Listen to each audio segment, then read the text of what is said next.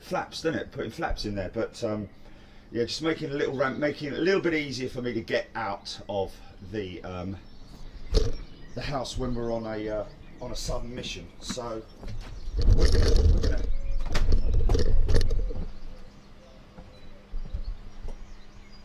oh, okay. So what is it? It wasn't full screen, no, it was a thumbnail, yeah?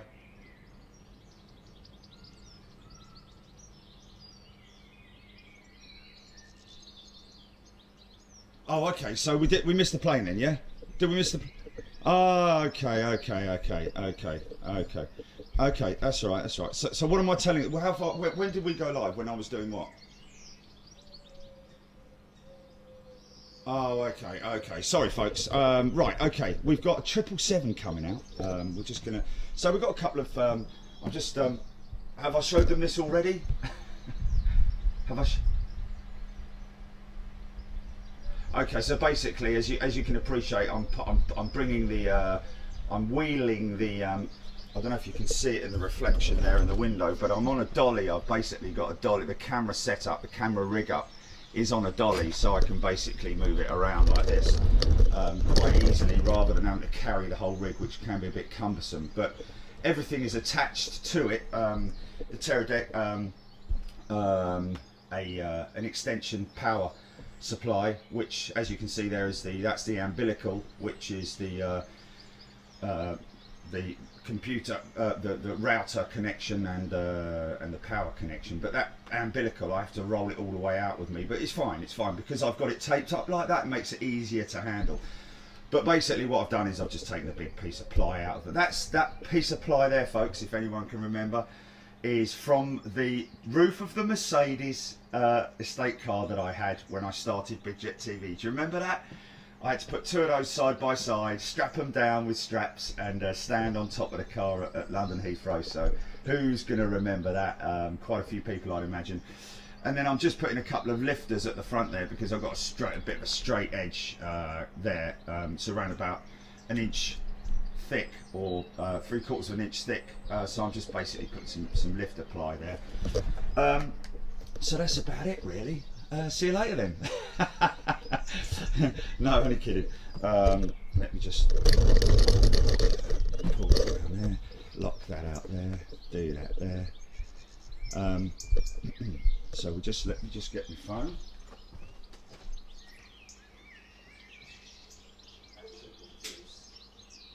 Still making his. Oh no! Here we go.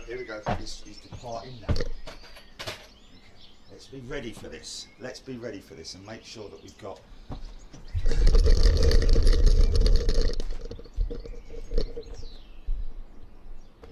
You want to say hello? You want to say hello? Wait. Got to do a bit of weeding down there.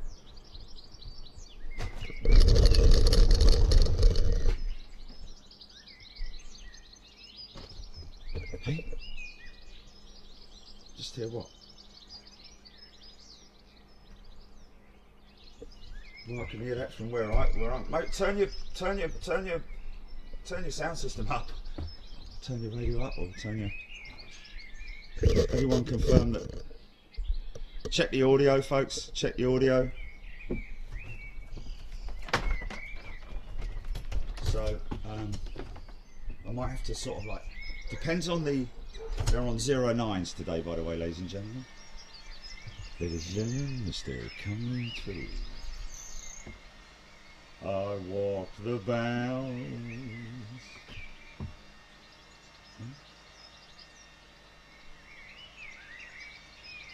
American 777-300 is about to depart, is it not? Bound for Miami. So we're going to get a few. This is all the westbound stuff, of course, folks. Runway's direction has switched. So we've got a nice contrast sky today as well. Nice white cloud. So we should get a good contrast with the aircraft as they come out. Just lock it out.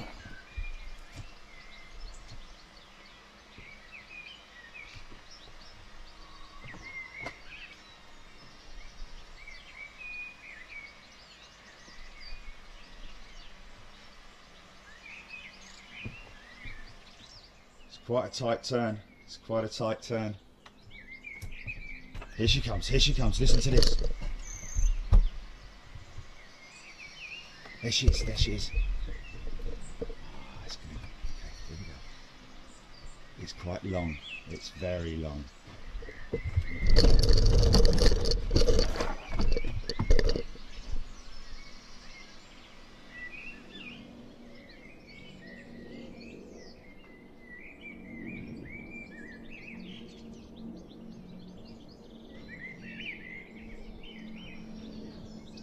And here goes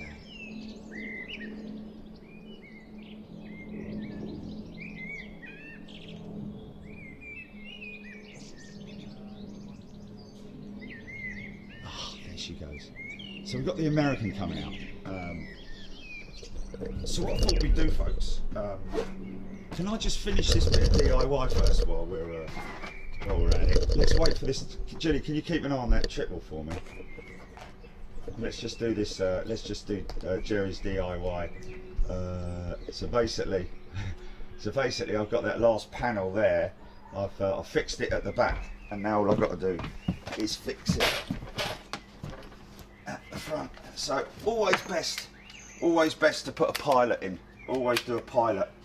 Line the panels up.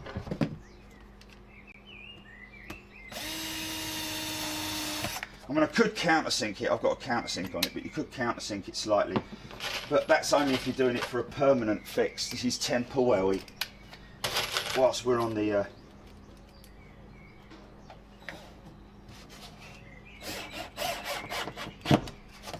dear, it's a bit skewiff, but you know. Yeah, it is live, isn't it? Off expect what's her name to jump over the hedge in a minute. What's her name? What was it? No, the ginger one with the big bangers. What was her name?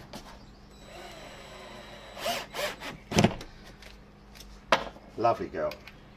She's I think she's still hanging around. She's a gardening expert, yeah. Charlie Dimmock, part of the ground force team. Okay, I think we can put one in the middle there, can't we? Yeah, interestingly enough, talking about ground force, when I was in America, I came up with the idea for a TV show called Custom Dreams. Pitched it to all the Hollywood folk, and ended up in the studios of MTV, who loved it, who loved their promo, and things went wild for a couple of months. I thought, oh, that's not good, is it? It's only 1/8 ply, so it's not meant for standing on, really. But yeah, they loved it, and it looked very much like Custom Dreams was going to become a, you know, the very first of the car.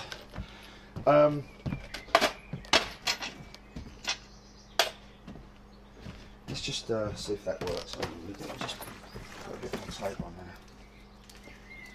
Just using that a little bit more. How far out is it, Julie?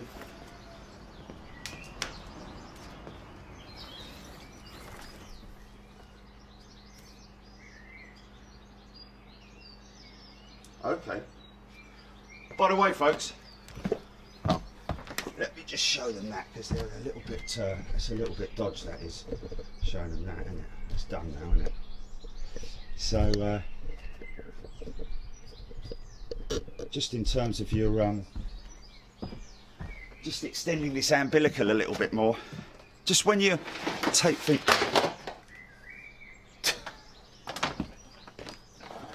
That's what an umbilical's for, isn't it? An extension lead, yeah? Okay.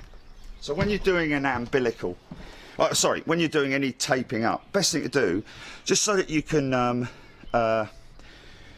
take it off easier, you just fold it back on itself a little bit more, so you've got a bit of a tab to grab hold of, rather than having to pick at it, you know what I mean?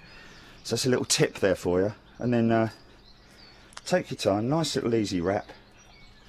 And that's it. But I've got my little label there now. I can just pull that back when I want to dismantle it after the lockdown, do you know? So we'll do a few of them, because I've obviously extended it now.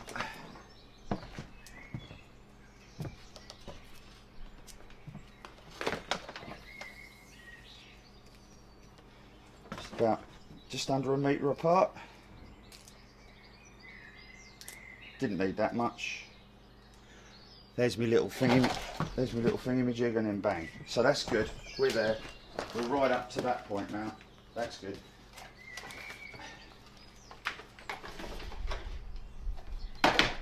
And that's good. So now we've got a full umbilical lead with Ethernet lead. Ethernet going into the modem. 50 meters long. Like I need that. But it's flat Ethernet as well, rather than circular, because it's just I find it's a little bit easier to work with when you're working with a dual lead setup like this umbilical. And that's about it, really. So what we're doing today? We can use that, can't we?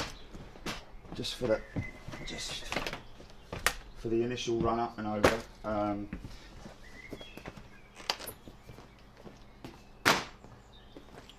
So I thought what we'd do today is we could go through something a little bit different. We could go through. Do you want me to test it out?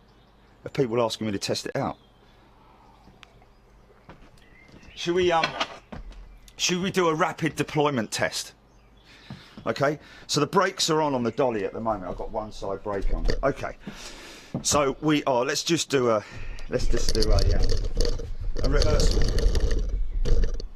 Okay, bring it in. Got to bring it in. First ramp.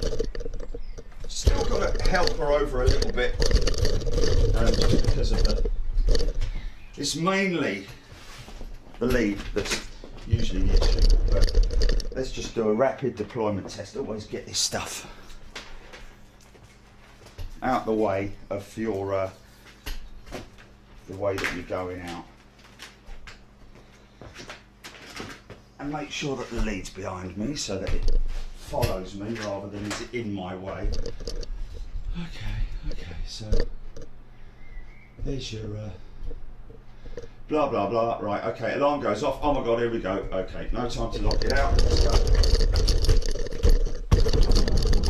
Bosh! I reckon that's about 4 seconds. I reckon that's about 4 seconds. But anyway. So what we're going to do today is go through some of the old stuff from way back when. But you're going to join me in the library. Basically, we're going to go to the library of Big Jet TV and look through. Some of the little short edits that I've put together. Now, these might have been for Twitter, they might be for Facebook, for across all of our channels. They might be for a client that's been approved. Little short snippets that we've done from places where we're at, just to sort of like, you know, say hi to everyone and hope you're either enjoying the show or missing it. It's a shame you're missing the show. Just to show people what we're up to, where we go, and how active we are, basically. And of course, that's I think the main concern for most people at the moment is the whole travel industry in terms of tourism, because that is what's affecting most people. Most businesses in the travel sector and in the entertainment and socialising sector, cafes, bars, that sort of thing, especially overseas in places like Spain, they're looking at what's known as the triple winter. So they're going to miss the summer. They're going to have to basically gear up for next spring, basically. They're saying that apparently the travel aviation industry, and this is what I heard this morning, could be back moving again by as early as August. But that's not for the holiday makers, it has to be said, folks. That's going to be under strict travel regulations, and of course it all depends on the country that you're flying to and what restrictions they have. And of course there is also the talk of people having to be put down for 2 weeks in quarantine when they reach that country.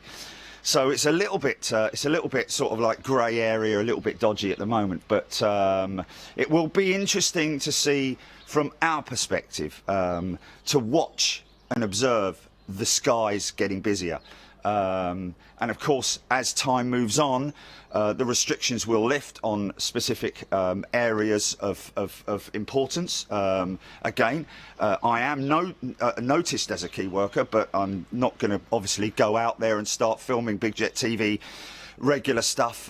Anything that I do in the near future, or in the future from here on in until further notice, really, until we're able to get back on top of the van and do all of those crazy things, is to do new stuff, which is what I've been doing in association with the Daily Express as well. You might have seen a couple of things, and this is all about PPE as well, because that's what's really key at the moment, is PPE, gowns. And face masks, and physical face masks, and also the perspex covers, all of that kind of emergency equipment, PPE, is coming in by the millions into the UK currently. That's why we're seeing so much stuff.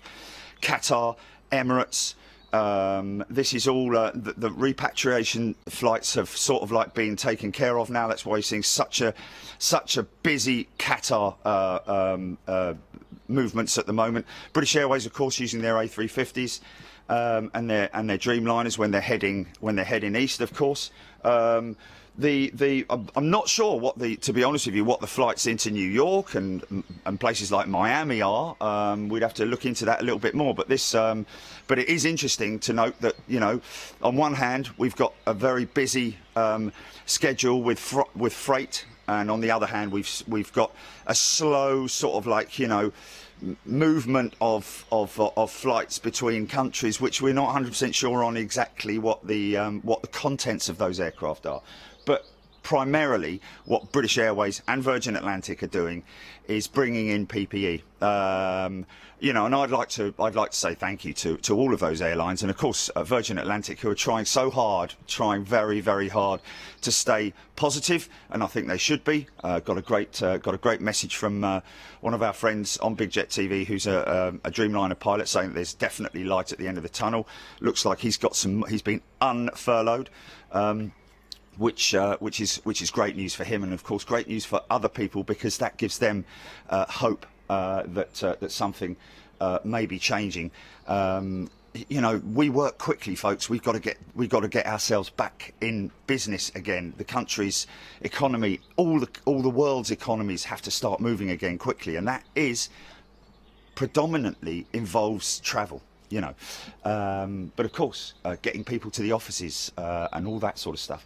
And I think, to be honest with you, that the necessity for belly freight will still remain quite predominantly in the PPE market for the time being, because I predict, and this is a prediction myself, that airlines, I'll be honest with you, if I was an airline, if I was the director of an airline, or if I was an owner like Branson or whoever, I would just say, right, okay, listen, we're going to have company policy here, in order that we can meet the guidelines of the health departments and the government and so on and so forth. We're going to just make it quite simple. We'll give you the mask when you come on the aircraft, but you've got to wear a mask. You've got to wear a mask. And we're not talking about a big chunky thing that covers your face and you're all sweating. You're talking about a paper mask, folks. I mean, I've got them. I wear them all the time. I'll show you the one I've got.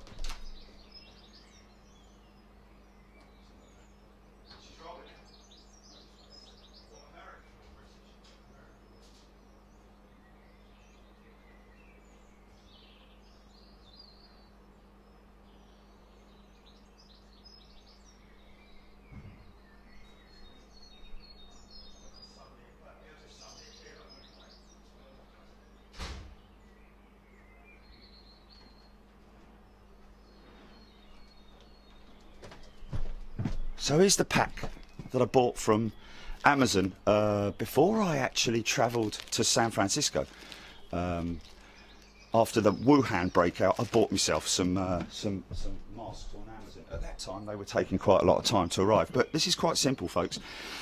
I've got antiseptic spray that I use on this because I only use it when I go out in the van or when I'm in like Sainsbury's or something.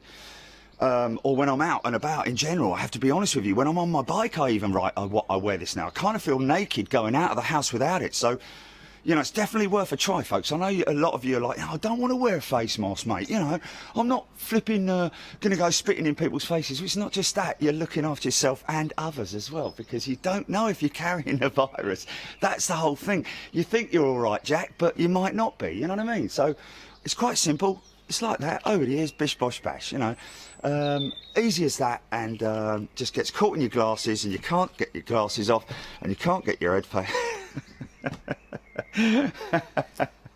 But anyway, yeah, it's definitely worth it, folks. And I think personally that Branson and all the airlines should just do a simple thing, make it a policy for the time being, maybe not permanently. Once all this has died down, maybe in a few years' time, you just got to get on the plane. There's your mask, sir.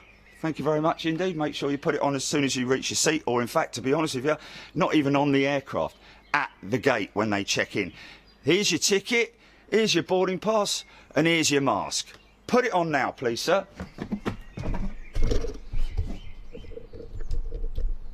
Or madam. Oh, this is nice, this is nice. Got it, Jilly? Oh, come on, mate, come on.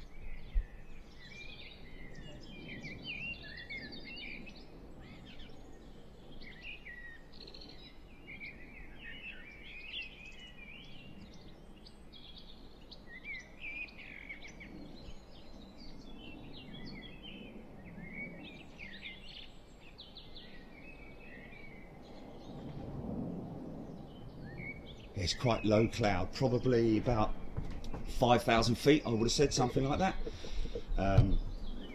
So yeah, folks, I think that could possibly be, that's my prediction for the future of travel, and I'm sure it is a few other people as well. And I'd imagine that that would be the case with bus companies and anywhere, for the time being, only temporarily. No. Probably hear it. KC Voyager going over the top of us, folks. Very high cloud, very low cloud at the moment. 10 tenths, can't see through it. Learn that 10 tenths from reading bomber command books, because that's the way they describe the cloud over the target. 10 tenths. Obviously down to 8, 7, 6, 5, and so on and so forth. So anyway, I think that's going to be the future of travel myself.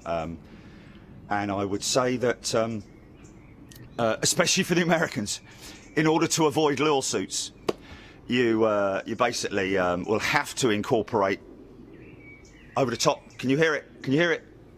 KC Voyager. Oh, make sure she's not gonna, because that cloud is. What's that? Is that a song? Oh, is it a thong? Is it a... Oh, nice. Is it a thong? I just put a thong on my face. Yeah, make a bit of fun out of it. I don't mind. I'd rather you did. It's a shame because that cloud is very, very high, but she's up above that top layer. You know what it's like when you're flying above that layer of just white cloud and you've got big blue sky and sun beaming in through the windows. So I think, yes, I think that it would be rational and sensible for travel companies of all types to be insisting that they, first of all, when you buy a ticket, you agree to the terms and conditions, and that will be that It will be. I'm telling you now. I'm not saying that this is what I'd say, but I'm telling you that's what it will basically be boiled down to. If you get coronavirus while you're on our plane or in our hands, you've got nothing. You won't claim from us. It's as simple as that. We're not responsible. It's as simple as that. That's the way it will be, and that's it. But it'll be written like, I've hitherto withholding within thine aeroplane thy trust of thy. Just get on with it, mate. Just tell us, like, if I get CV19, it's not. I won't claim. Okay, fine, fair enough. So there will be that, and there will be an insistence that you'll get your email, you'll get your confirmation of travel, and it say you will wear a face mask on this flight. If you don't wear it, if you refuse to wear it, you're not getting on the flight. It's as simple as that. It's a bit like drinking alcohol, isn't it? You don't drink alcohol.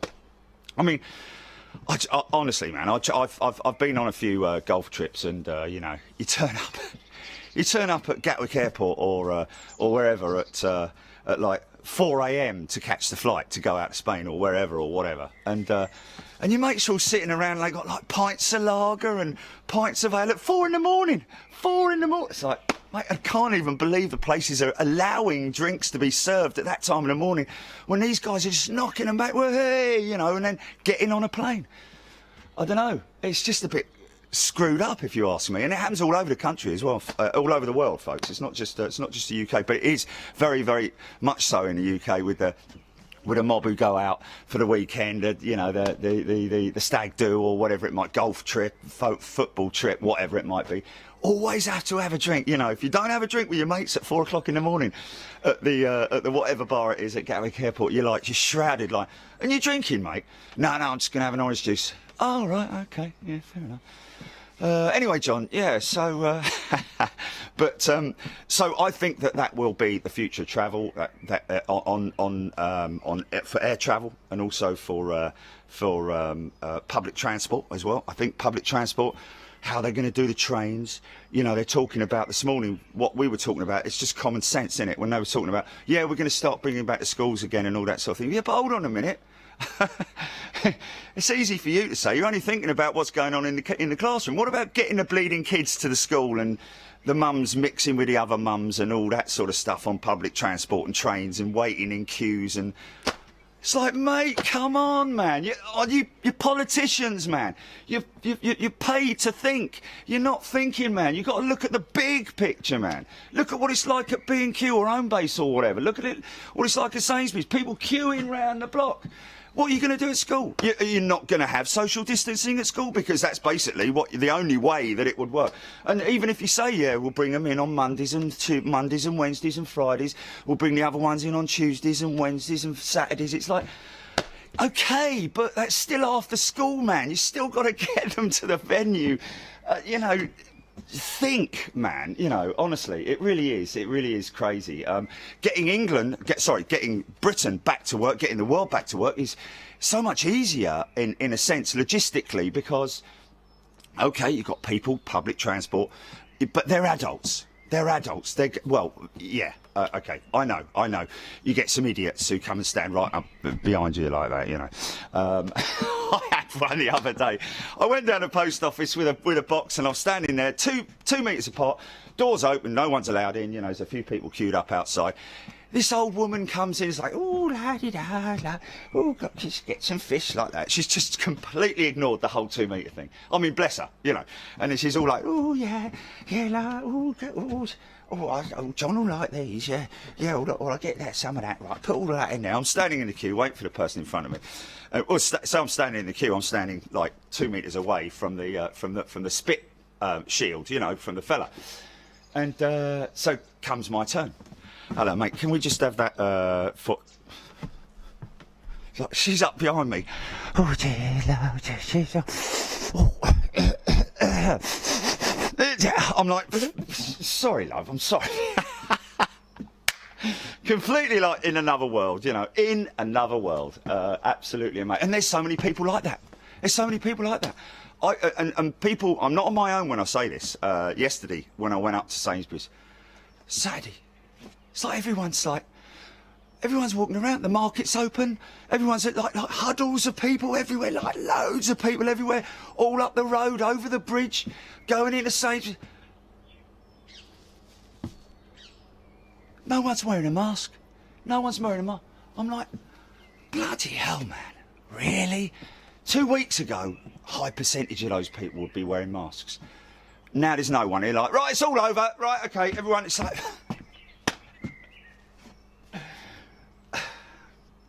I don't know, man. I know you're probably watching me now going, shut up, you flipping idiot. You don't know what you're talking about. Well, I'm only thinking sensibly. I'm thinking sensibly here, you know what I mean? If you want to be arrogant about it and ignorant about it and just sort of like, you know, pretend that this whole thing isn't happening, the fact that you're sitting at home, here we go.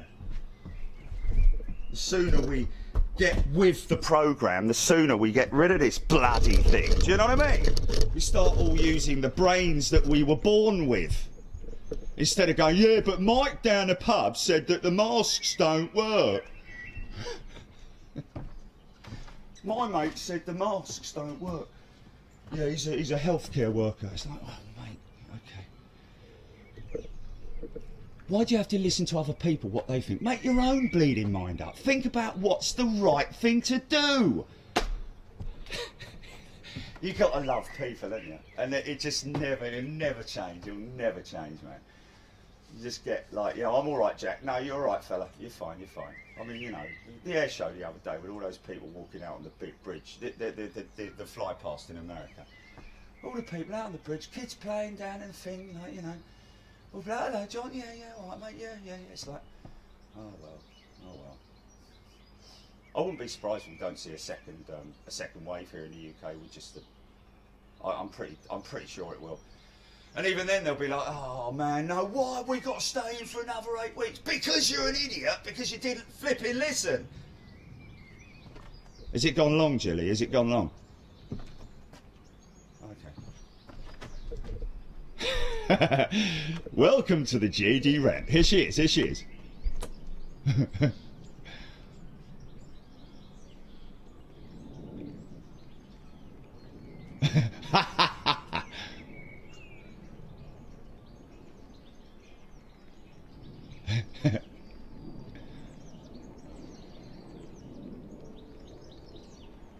Yeah, beautiful steep climb up, man. That's a steep climb. She's already gone in the clouds. Right, back to the rant. Only joking. The neighbours are probably all shutting the windows. Oh God, he's out in his garden again, isn't it? Oh, listen to that. Listen to her, man. Listen to her.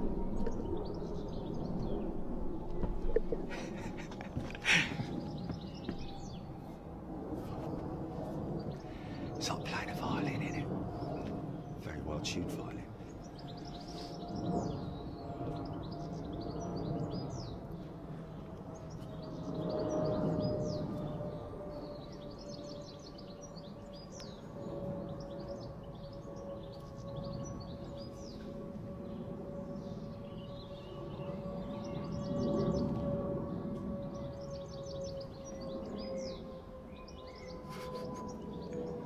Make your mind up, mate. That's amazing, isn't it? All that power of those engines. That's the auto systems kicking in, up and down through the throttle box. It's not the pilot. I don't think it's the pilot making those throttle setting changes. Wow, that's crazy. Did you hear the notes, the tone of the engines as the throttles were up and down, as he probably reached maybe a little bit of a headwind, so the auto throttles just sort of like powered it up a little bit to get it out there. Anyway, we're going to stand here all day and talk about the idiots who don't really care about the UK. Or are we just going to get on with some aviation? Let's get on with some aviation. By the way, these are not sunglasses, folks. They are Specsavers.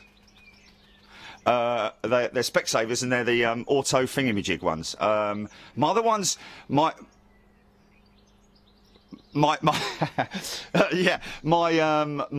other one's broke, and at Specsavers, I have to say, if you're watching, which there won't be, but the fellas at Specsavers did a very good job in sort of like doing me a good deal with these, half price, because the other one broke. The other ones broke, but they were out of warranty. They were the ones that I used to put in me ski goggles. Remember? So what we're going to do now is we're going to wheel this back in there. Right, Gilly, are you ready with any desk? Are you? Is my? Okay, just stand by, folks.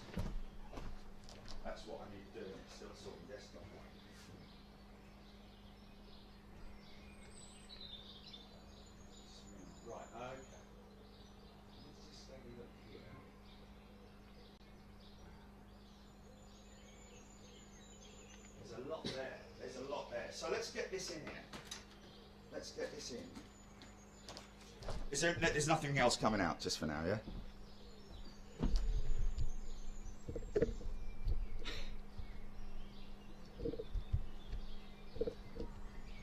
Say, Charlie. Charlie? Charlie, I mean. Charlie. Right, Charlie. Charlie says, don't go in the water. Don't go in the water. Do you remember him? Do you remember the cat? The cat. What on earth was the voice of the cat? Mind you, it was probably made back in the times when...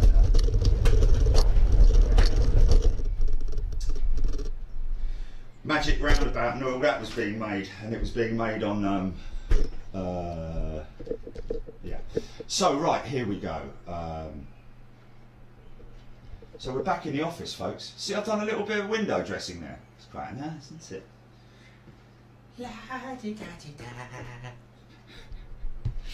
Okay, let's see who's here. Get the coffee in. Oh my God, that's freezing cold. Coffee frappuccino in it. So let's just rig that up so we don't lose. How you doing? Let's go Facebook. Let's load you all up. Just make sure we got nothing coming out. Virgin Atlantic. 3:30. No, he's just on the move, and he's just okay.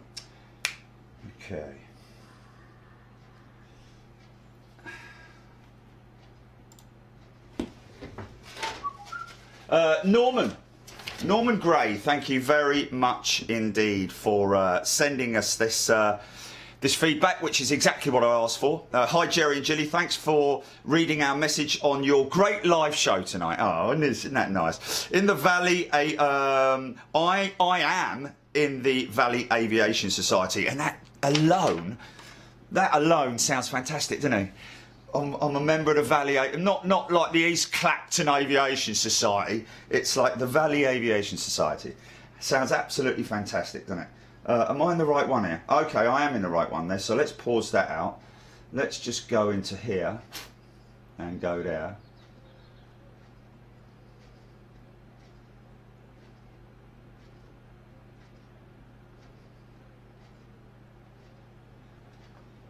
No, that's not it.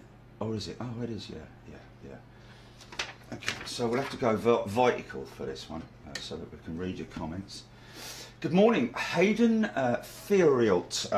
Sarah Pass is in, and did Sarah see the edit yesterday? Is there anyone who wants to watch it again? Do you want to maybe see it again? Audio's going to play through the which audio are they going to hear, Gilly? Main screen audio, okay, so full clear audio. Alsha Hall asking, can I say hello to Liam Gillette? Liam Gellett, sorry, Gillette. The best a man could get. Sorry, Gellett. Good morning, and hello, Liam. And hello to anybody else whose name is Liam. Okay.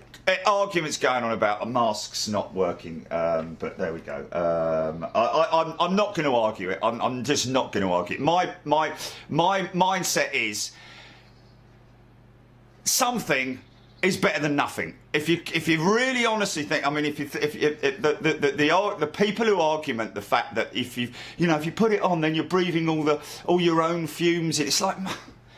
No, man. They just don't excuse it. It's a sensible thing to do. I must admit. I've got to say. Anyway, Graham Eaton, Sue Lawson, Scott Tobley, Mark Appleby. He says, I found a couple of the tunes you used yesterday. Mark Appleby saying, was that on YouTube or was that somewhere else? Kathy Collis, yes, indeed. Welcome to Big Jet TV Day 40, folks. Day 40. We've been keeping the track of it up on the board here. Now, what is interesting is that on May the 7th is a day that the government basically said that we're going to announce whether it's time to sort of like start relaxing things, or we're going to go into another 4 weeks. I'm going to be honest with you, folks. I'm prepared to sacrifice another 4 weeks if it means that we really kick this thing in the butt. You know, obviously allowing certain things to start happening. Key sports maybe, testing the players, testing it, but then you know you get into the argument of, well, why should they be tested and not the NHS? Well, the NHS are being tested. They will be priority. There's no doubt about it. There's absolutely no doubt about it. The FA will probably be told, you pay for the specialists to come in. You don't use the NHS. You don't use any of our services. That's for all of our public. If you want to do the tests, get some people in, pay them shed loads of money to do it, and then bring us the results, and we'll clear you. Okay? Simple as that. So, you know, there's ways you just got to think about things. Just think, well, they can't have it because just think how they will do it. Because, of course, they're going to come up against that. They're not going to, you know, Jurgen Klopp's not going to... Oh, hey, NHS, yeah. Oh, he's turned Scottish, is he? Hey, how's it going, NHS? Yeah, look, we all the guys at Liverpool are like, so who's this? No, but seriously, just got to use a bit of intelligence. I love people who just use one-liners. This is not going to work. It's like... That's social media, man. That's just social media. Never going to get away from social media, and all the keyboard warriors who can just bang away at their keyboard because they know they can't be touched. It's just funny. It makes me laugh, man. It makes me laugh. And I'm so glad that 99.999 reoccurring percent, in fact, probably all of my members are serious, intelligent people who know their stuff and will be good teachers to their kids as well. Paul Skilling rant number 2. Fantastic. But anyway, there we go. Anyway, so good morning. Moreg Jones, Stuart Merry, Darren Graham. So what we're going to do, folks, is we're all in. I can talk to you now. And I can also... if I can shift that around a little bit. It's a little bit on the low side, isn't it? Okay, maybe I turn that and then shift that like that. There we go, there we go. Always good to have a nice equal screen thing going on here, so I can read all of your comments out. But yes, of course, sorry, getting back to Norman Gray. He lives on the Wirral near Haywarden. Read the Mac loop. It's hit and miss as to what is flying through.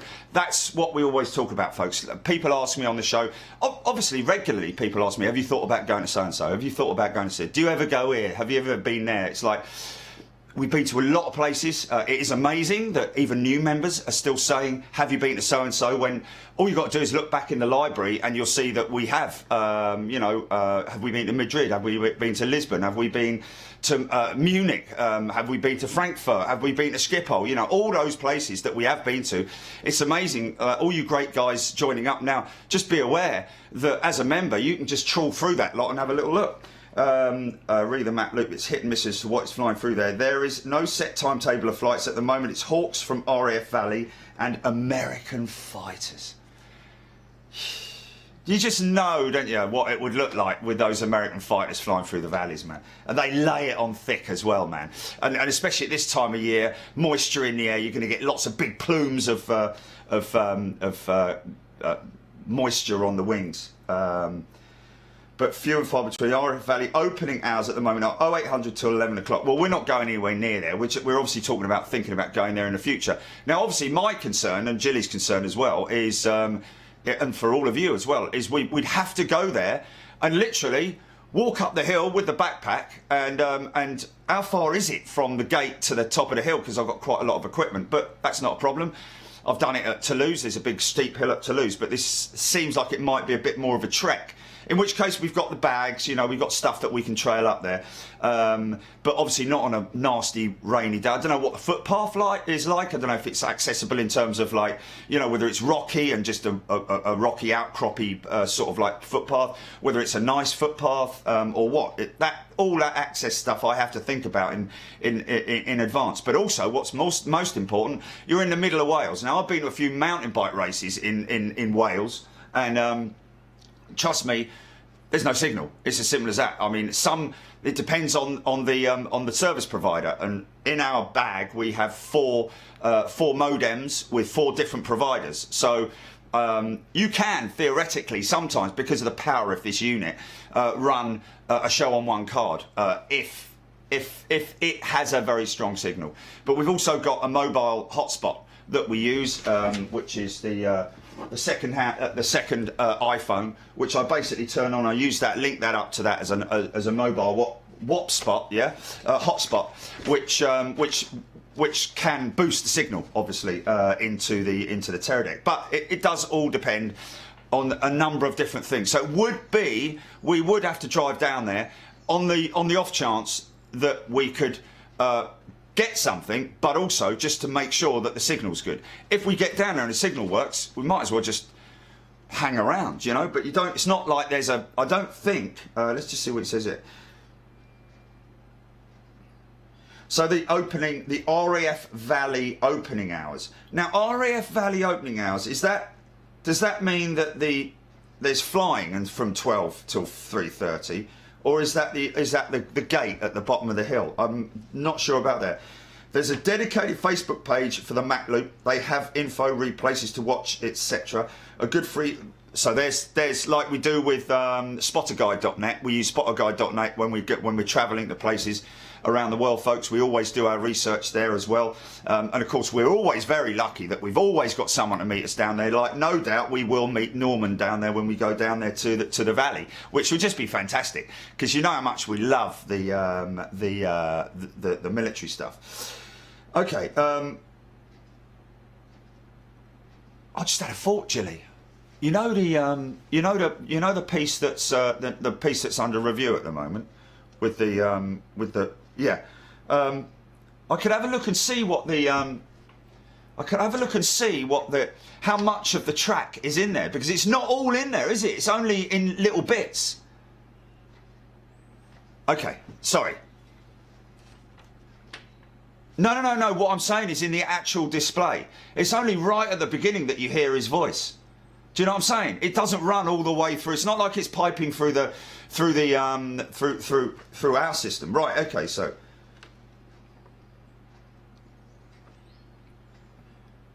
there we go. Norman, great. Look forward to seeing you down there, my friend. Most definitely going to meet you. We've got M14 guy in Dallas Fort Worth. Of course, this is on top of all the other folks that all great guys that we've got. We've got Sam. I'm going to miss people here, and I'm going to miss people here, and I'm you know, people I meet when I go. We've got Sam out in Boston. We got Jay out there in Chicago. We've got Mike in Los Angeles. We've got of course Sebastian in New York. We've got Mikey van der Aren, Le Man avec le hat, the first ever Mike van der Aren, the first ever helper on Big Jet TV in terms of like meeting up. What do you call them when you what are they at the bottom? Guide, yeah, guide. But what do you get at the bottom of Mount Everest? The bloke that helps you up the top of the mountain, takes you up there with all the food and all that. He carries all the gear on his back, and you just do the picking. Sherpa, Mikey Sherpa van der Aren. But yeah, of course, we've got so many good people, and so many. Let me have a think about this. I've got to think about Ireland as well. Ireland, Jilly, help me. Michael K. Is Michael K the fella who picked me up as well? Lovely fella. And again, you know, goes off and gets the coffees. You guys just rock, because you just do. And that show... Darren and Daz and Kaz up at Manchester, who always without failure, there's a cup of Costa and a croissant there up at Manchester. Neil Warman down at Gatwick, don't forget, he's moved on now, but he was one of our first Sherpas as well. Great name, isn't it? Sherpa. I Sherpa'd with Big Jet TV. We should put all their faces on a t-shirt and all that, and just add to them as it comes on. But we've got new ones coming up, folks. We've got M14 guy out in Dallas Fort Worth. We've got Brick BC out in Vancouver. We've got Jazzy John out in Toronto, and Phil Russell, and I mean our motion Shelley, folks. Phil Russ Phillips, Russ Phillips, sorry, out in Narita. And of course, just to let you know, folks, that you know, it's not like I sit here twiddling my thumbs all day. This is the pile of ongoing jobs that are basically ready to go and constantly in the negotiation process, and also lists of places and people and contacts and all that, because you need to do that, man. You know, if you got a business like ours, which is, you know, it's there's a lot of reputation on it as well. You don't just go out there sort of like, you know, like these idiots. When I went and pruned the bushes at Manchester, you know, because they're haters. You know, they're straight on to Manchester. Oh, how dare you let him go out there and do all this pruning? You know, la la la la la. Oh no, I don't want to give you my name. No, I don't want to give you where I'm from. I'm just going to remain anonymous so I can hide behind my keyboard for the rest of my life. Fact of the matter is, I went to Manchester Airport to the press department. They then asked me to go to the council. Went to the council, spoke to these guys here. It's the Cheshire Eastern Bridle Path. You know, I spoke to the contact there, gave him a complete list of everything that we wanted to do. Not in any way disturbing any of the wildlife. You know how much I like wildlife, you know, and pruning the top of the bushes. You know, these ones over here, if I could reach them, I would. But, you know, it's new growth. Every year there's new growth. And the funny thing is that half the people were like, oh, you shouldn't have done that. Have you seen what he's done? He's a terrible bloke, he is. He's going and killing all the birds and disturbing their nests. It's like, you don't know what you're talking about, mate. It's as simple as that. All I'm doing is I'm trimming the top. It's healthy to trim bushes, you numbskull. You total... They won't come and meet me, will they? They won't come and meet me. They're all like, oh, I'm not coming down there. You know, oh, I'm too scared, you know. Well, just come and meet me if you want to have a chat with me, fellas, you know. Or, you know, and there's a nasty woman out there as well. I won't mention her name, but you know who you are, you nasty little piece of work. You know, and it all is based on the fact that you, together with me, are having a great time enjoying aviation.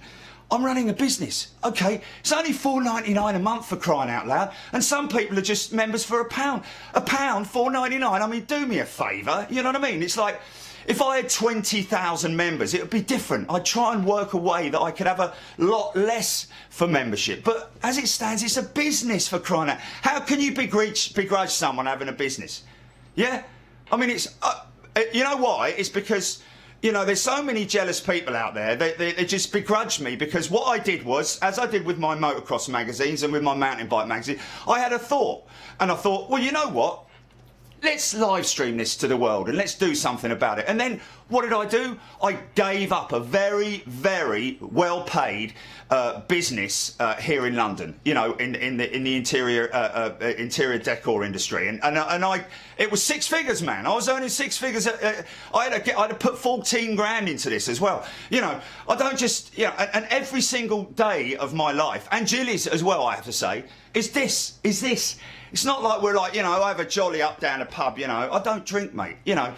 So there's some very, very bent, warped, silly, you know, immature people out there who hide in the background. They're the ones who give the thumbs down and all that, you know. Like every time I put a video out, there's like 790 thumbs up and 4 thumbs down. The same old people, you're all the same, aren't you? You're watching me now, aren't you, son, you stupid Burke? So what we're going to do is have a bit of fun with everybody. Where did I get to on that one? I don't know. Here we go. So what we'll do is, let's take it back. Zurich Visitors Tour highlights. Okay. Yeah, we've got audio. So I don't play the audio out, Jilly. On do I have to stay quiet on this?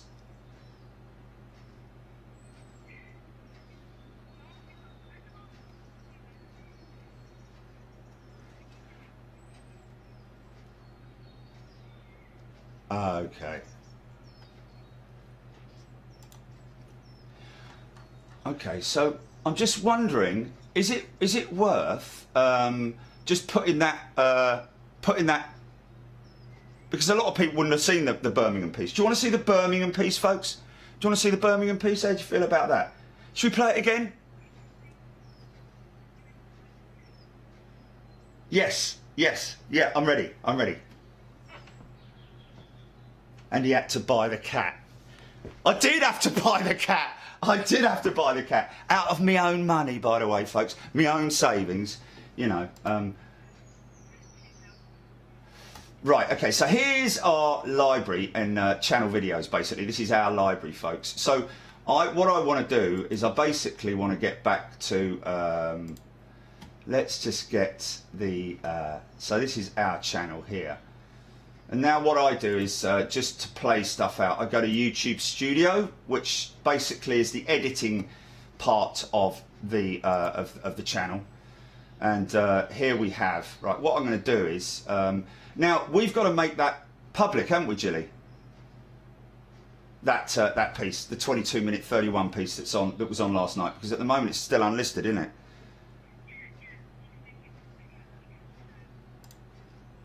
Okay, well I won't make it public now because these guys who are watching now are going to get another notification, aren't they, to say to watch this. So let's watch this now, folks. This is what we did yesterday, basically editing it with the members. I mean, okay, fair enough. I did fly through it, you know, but they kind of got the gist. I basically explained how we do the transitions and playing around with the audio, splicing the audio so you can take out stuff, you know, and all that kind of thing. Blending the music, making sure everything cuts in nicely. Not overusing the music, using segments without the music to give you a little bit of a break and then a nice run in like that. It's like writing a story, man, you know, you've just got to sort of like, or writing a nice song that has sort of like, you know, an intro and then it's got a chorus in the middle and then it goes in and that and all that little different sort of like scenes. And then you've got the final scene, which is like no music, just all about planes, and finishes out really nice as well. So are we ready to go? So I'll just play this one out like this, Jilly, yeah?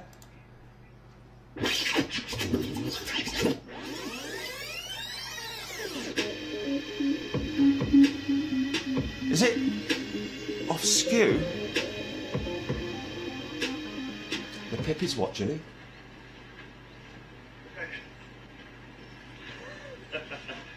And out from the mist. Hey, how you doing? Fantastic conditions here at Birmingham. Thank you. Oh Lord, we're going to be here for, well, quite some time actually, till the batteries run out. We're definitely going to get the A380. It's 5 hours away.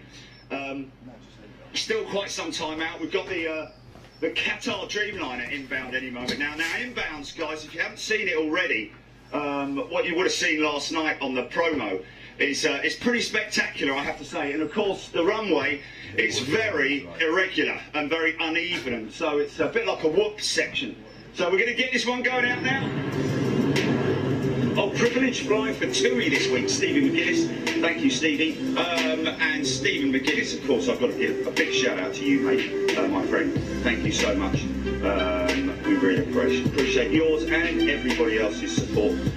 Wow, look at that, Debbie Speller. Fuban Chews in the house. Good morning, Robert Colborne. Sturdy Mans. Now, Sturdy Mans, I'm guessing that's Dirk and his crew. G'day, Dirk.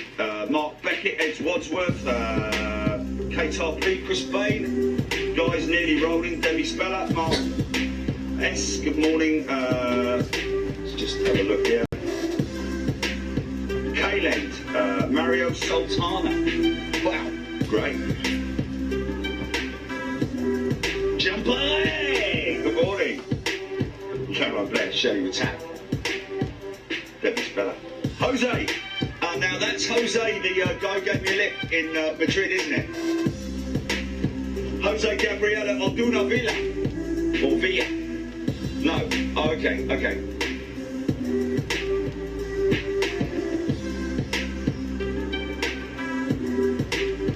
Okay. Sorry, Jose. You're the other Jose from Mexico. Or Mexico. Is it not? It does say Jose, man. Oh, right.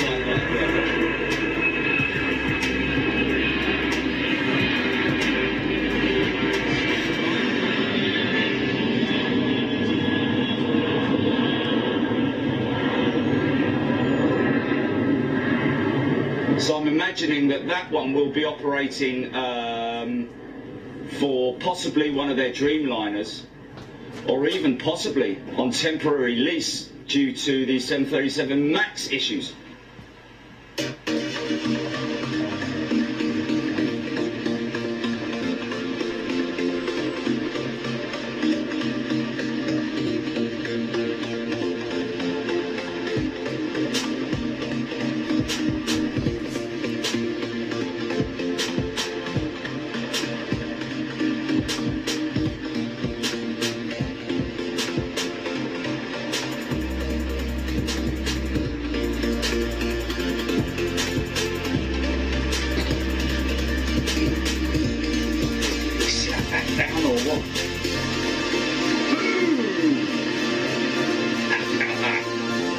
Spectacular.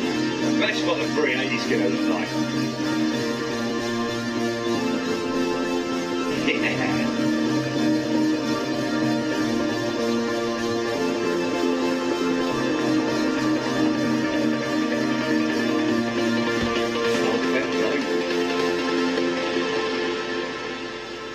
Don Moody's just got back here from an Iron Maiden gig. Absolutely flat out.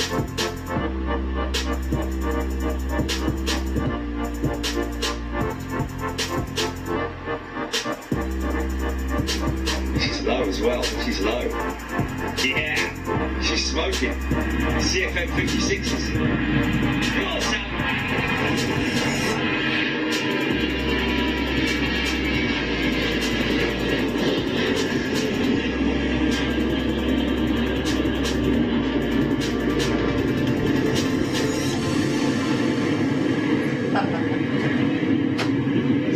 so yeah, wind's picking up a tiny bit.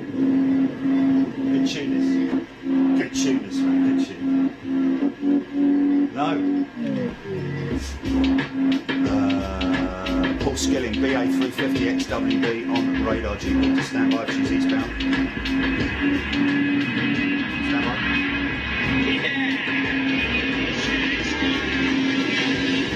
Toronto. Hey! We will get it. Qatar. Oh, it's going. Yeah! Yeah, I can see that. I can see that. Yes, it's terrible, man. It's terrible. It's glitchy. Okay, come out. I'm not. Okay, we're going to stop that, folks, because that's glitching. I don't know why. Jilly, is there a fix? Is there something that do we know? Let's just try another one, shall we? Should we just?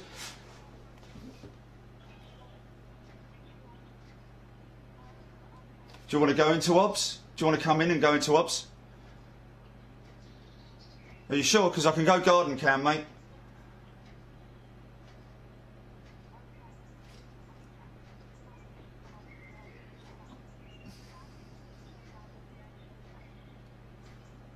This is what we're talking about, folks. This page, this screen here, which is basically the pull-in screen to basically pull stuff in, and that's what we need to double check.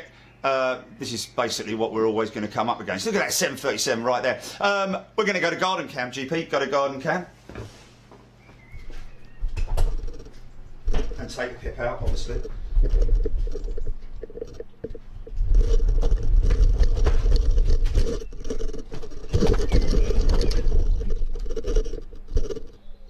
Short deployment.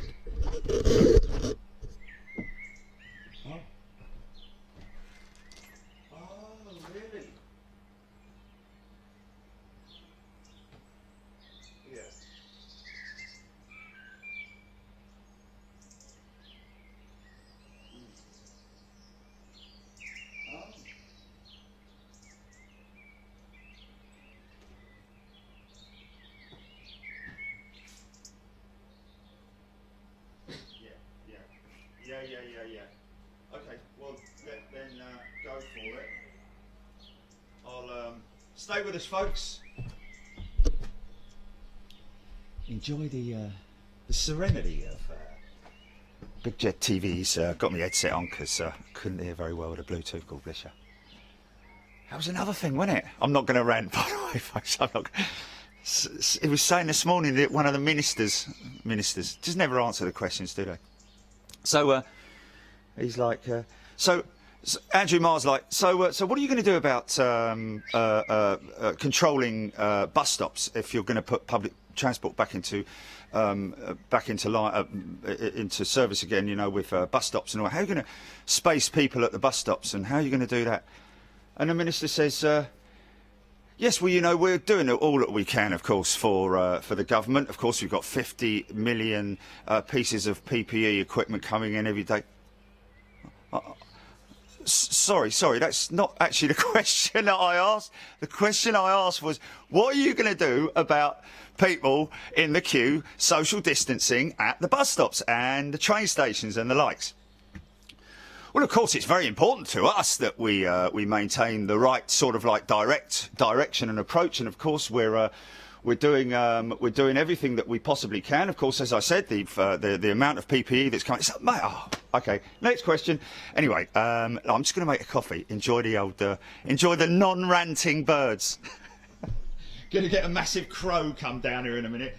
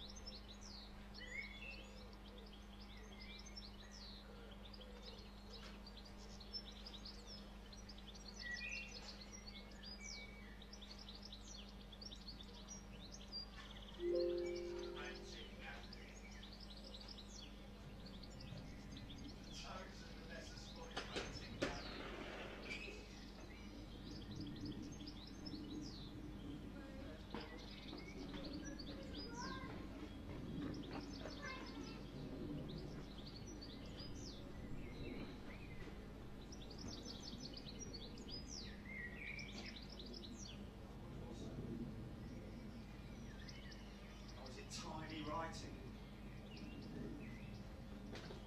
Oh, whereabouts are you talking about? Are you talking about the server, RTMP?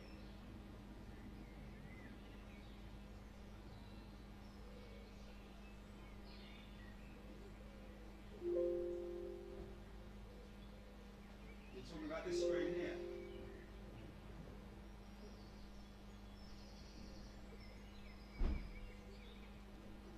This is my ops here, this is my ops, this one here, this one.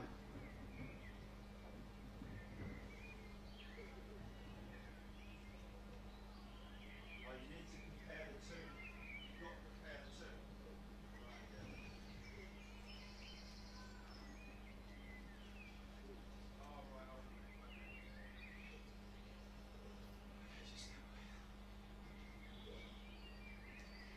Whereabouts are you talking about? 2500. Times 264. These are 260. QSV, yeah, not 264. Bit rate's 160.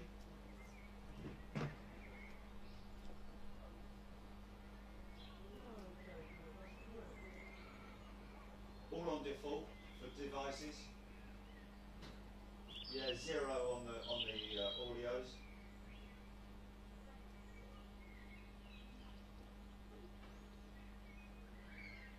But they're all greyed out. There's no way to change things. You don't need to change them, do you?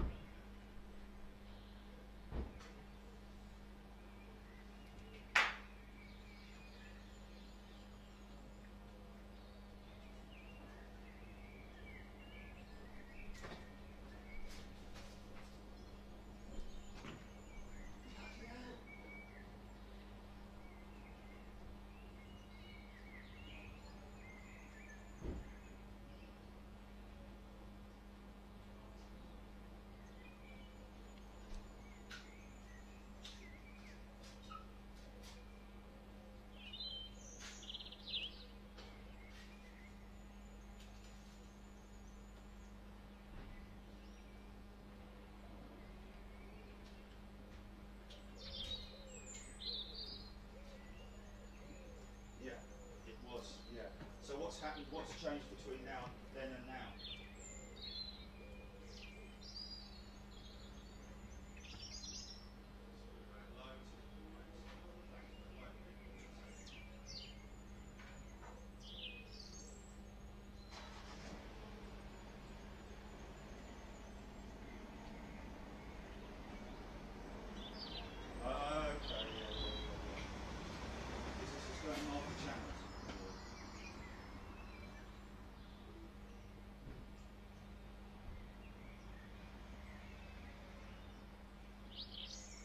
Okay, we've got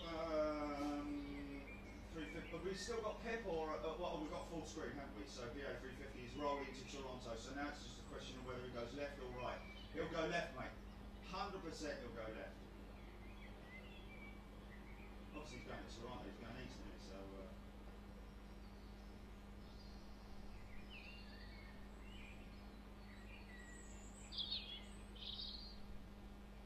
Yeah. You want to go for another test or?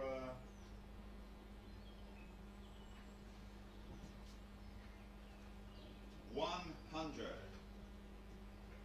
Huh? Okay, do you want me to disconnect?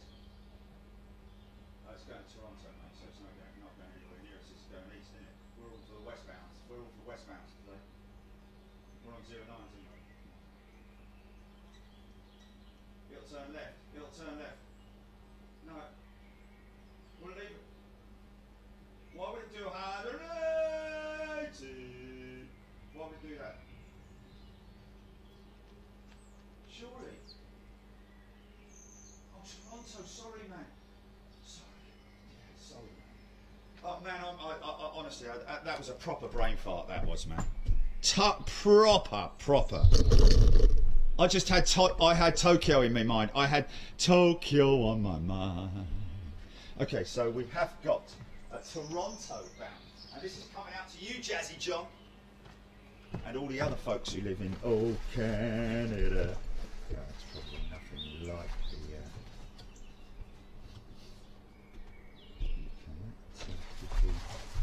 Could do with being a little bit more.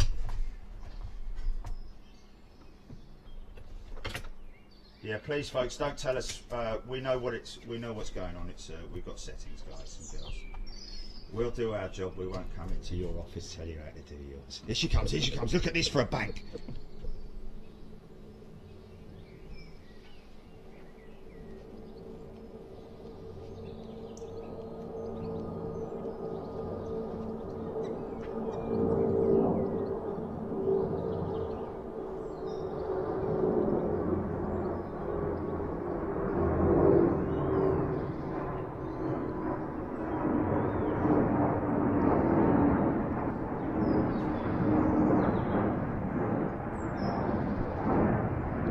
That's nice, it's doing its own little fade out for us. Okay, are you ready to go back in there, GP? Do you want to what? Okay, how are you going to do that without them being able to see it? Oh, sorry. Right, ready?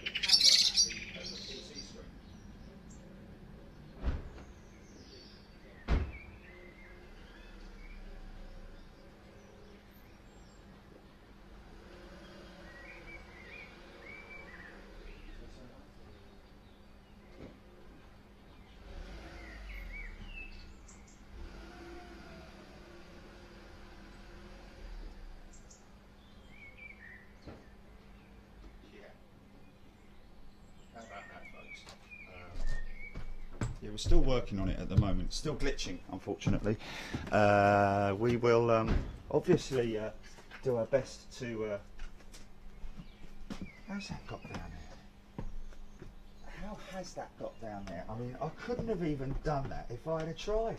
I don't believe it! One of those ones where you like got 100 shots at the net and you just don't. Nothing ever works. On my PC, 100%.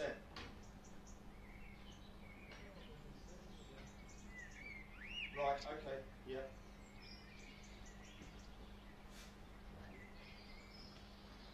Okay, done that. So we're troubleshooting at the moment, folks.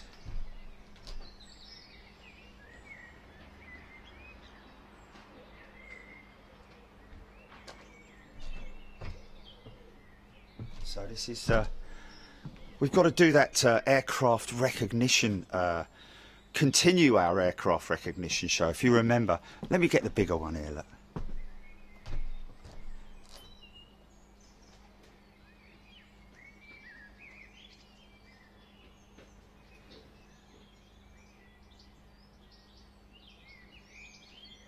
Hey.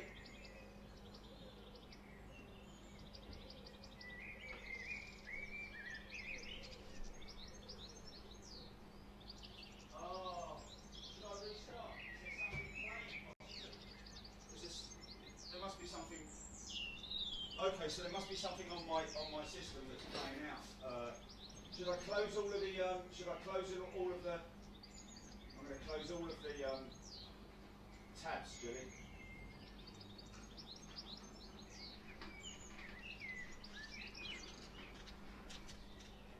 So I'm closing all my tabs here. Closing all my tabs for you.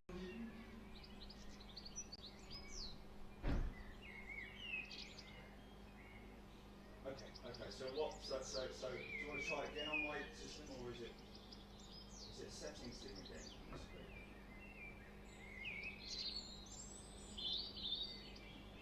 Can we bring it into yours and play it off of yours? Can I go into yours and use your screen to browse through like you're doing with mine? Yeah. Okay. Do you want to do that then?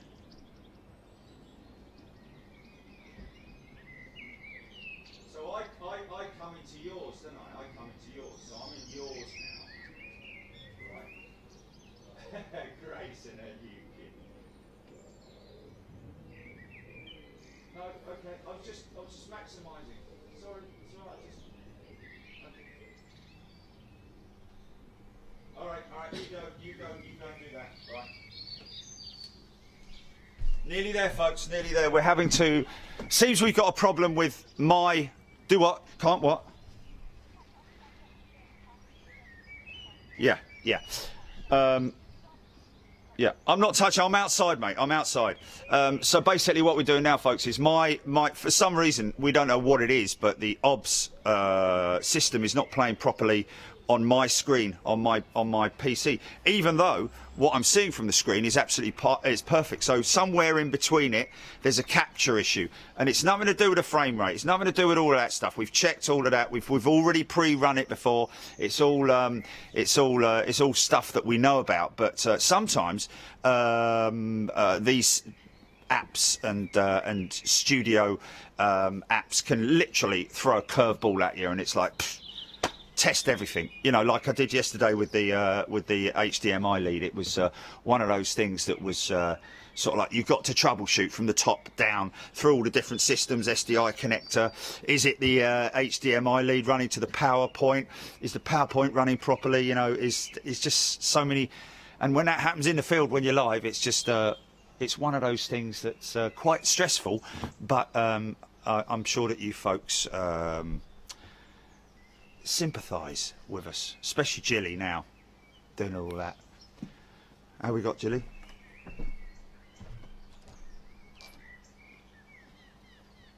Oh no,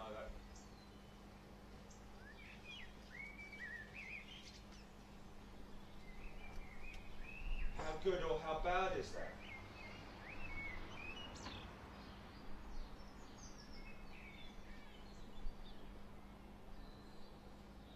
I don't know, because I'm listening to it on a headset. I've got no idea what it's going to sound like on a device or a phone.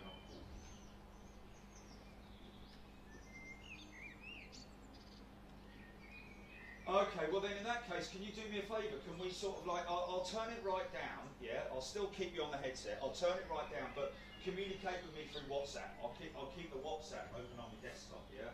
So if there's anything happens, you know.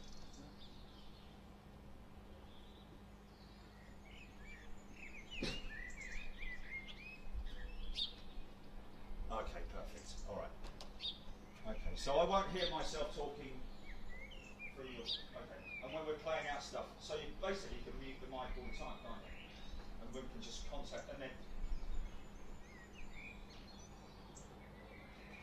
So my audio in the office isn't going to be heard now, is it? No, on the pit.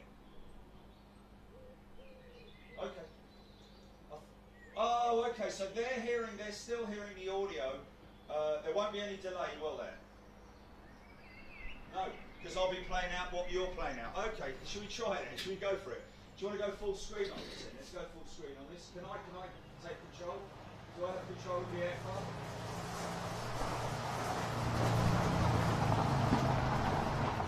Can I just maximise here now?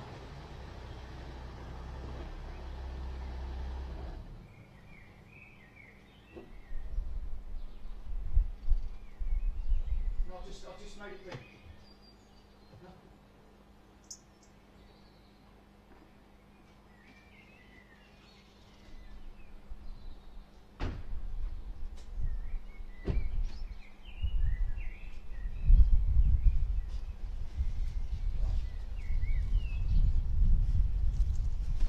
I've got absolutely no idea. What's any desk here? Why is it in any desk? Why is that any desk? Why isn't that the...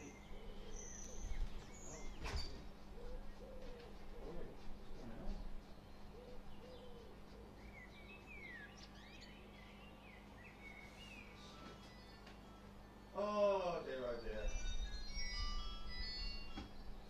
Hey.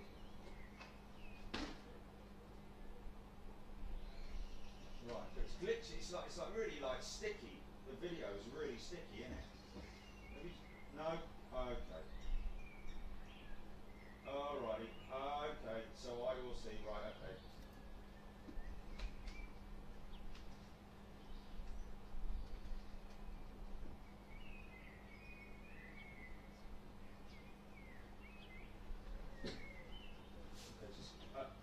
Okay, that's fine though. That's fine if they're going to hear you talk. That's okay. So I just need to do what I was doing on the last one, just stay quiet. Yeah. Okay, but I just want to make sure that they can hear hear the audio well. Okay. So can I just hold on a minute? Can I just do something here? Can I just do so? When we come to the end of this, how do I get back to the menu to go scroll through all the how do I get back to that? Do what?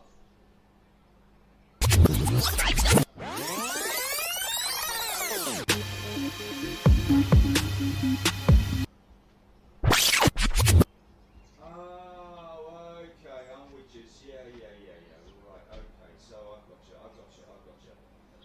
So I didn't realise because I couldn't see the tabs. That's all. I couldn't see the tabs up at the top. It's a different interface. It's basically. Okay. No. I'm not ready yet. I'm just what I want to do is I just want to get my head around all of this, so that I can go to there and then I can go to there. Then I just want to get onto the page because at the moment I'm not on the page, am I? I'm not on that page. The page where all these videos are. So I need to go to.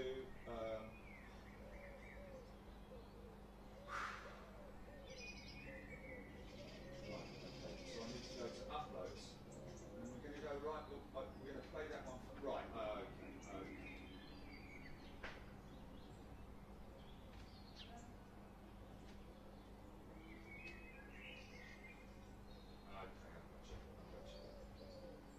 Look at the cat. Right, okay, folks, we've done it.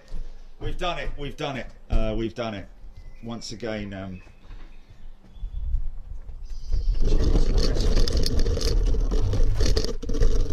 come on, inside.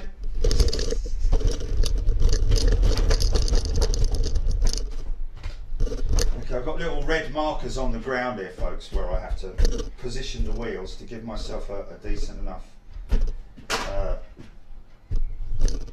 Okay, so just some little markers on the floor there, so that then I know where the. What was that? I know where the. Okay.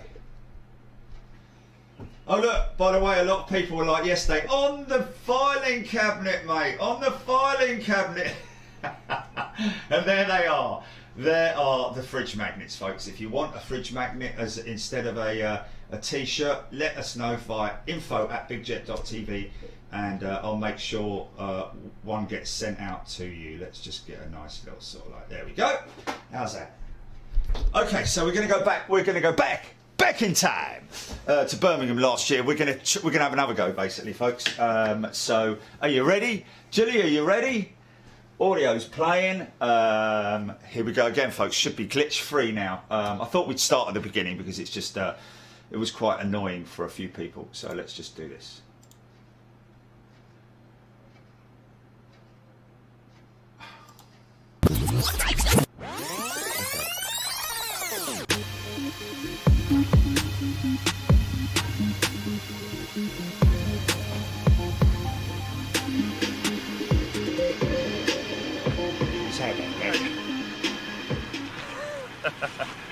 And out from the mist. Hey, how you doing? Fantastic conditions here at Birmingham. Thank you. Hey, oh Lord, we're going to be here for quite some time actually till the batteries run out.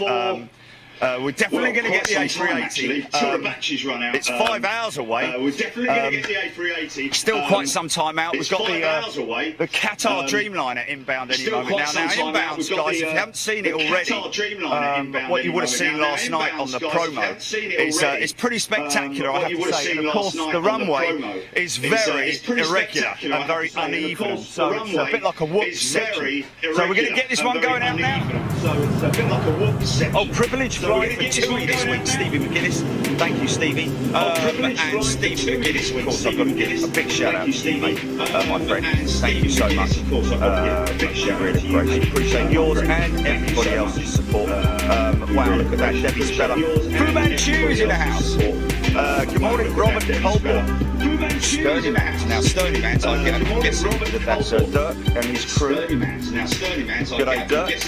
Mark Beckett, Ed Wadsworth, Kate RP, Chris Babe, guys nearly rolling, Debbie Speller, Mark S. Good morning. Just have a look here. S. Good morning. Kalend, Mario Sultana. Wow, great. Kalend, Mario Sultana.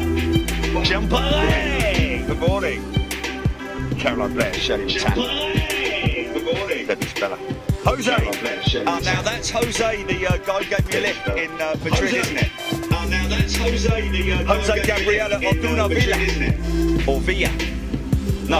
Oh, okay. Or Villa? No. Oh, okay. Oh, did he? Yes. Sorry, Jose. You're the other Jose from Mexico. From Mexico. Is it not? It does say Jose, man. Is there a double audio? Oh, right.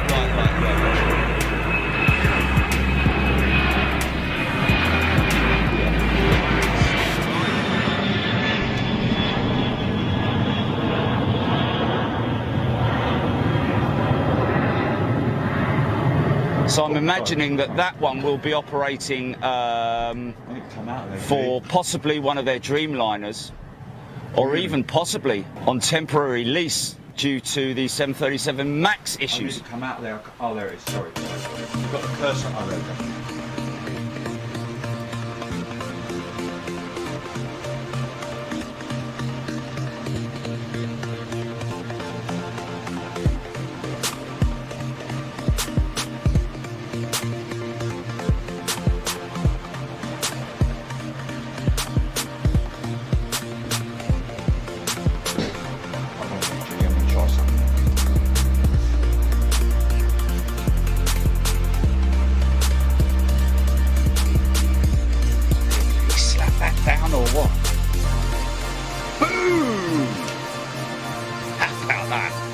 was pretty spectacular, man. Imagine what the 380 is going to look like.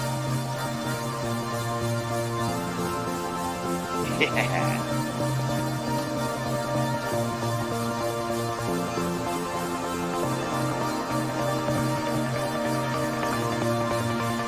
Oh, fair play, man.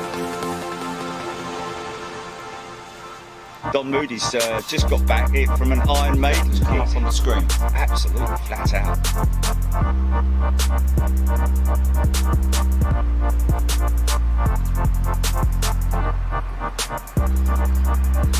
This is low as well. This is low. Yeah, she's smoking. CFM 56s. Come on, son.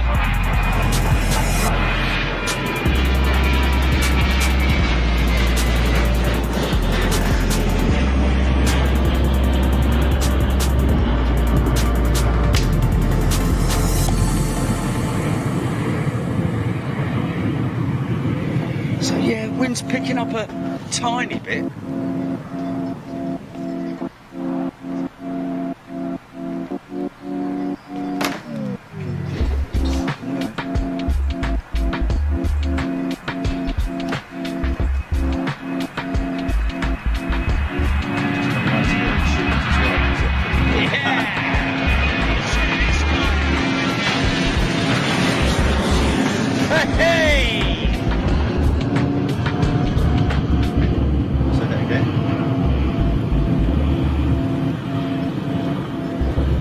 Yeah!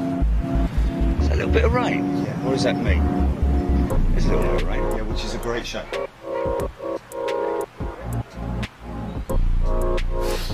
Everybody all right with Well, I have to say, being where it is? that was pretty soft compared to a lot of the landings that we're used to seeing with these guys at Ryanair.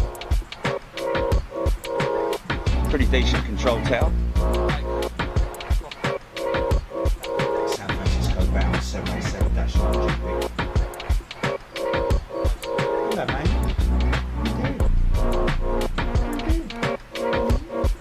What's up, mate? Fishy, fishy. Fishy, fishy. It's the top of that. No, here he goes. He's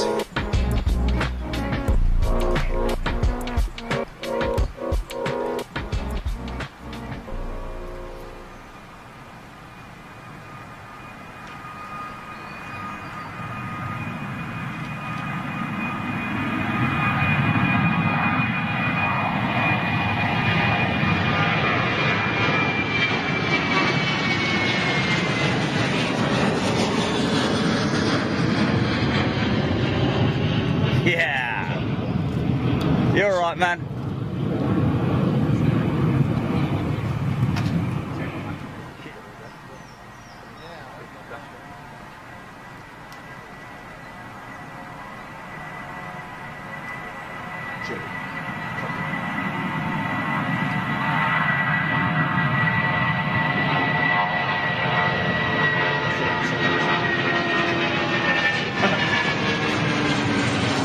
Yeah.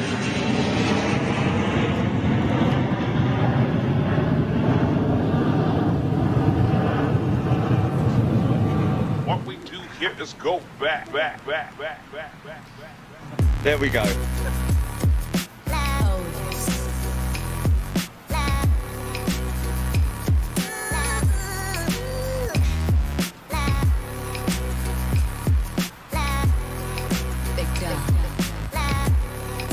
good if you got headphones on. I know, Logan Air.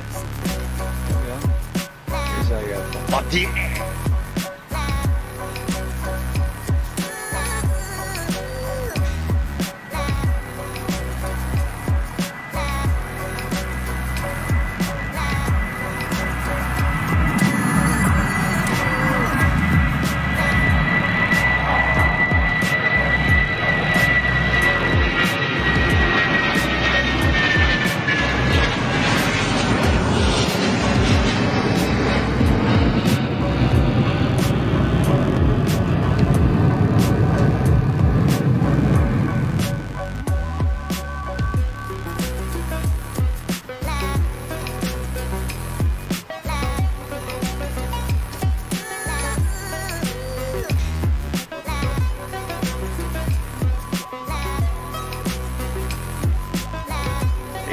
Down right on the upslope.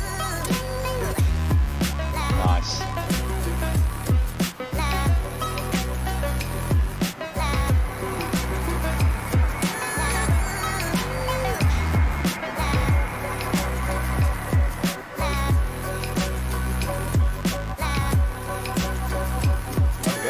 Sweet. KC 135 all the way from Cyprus.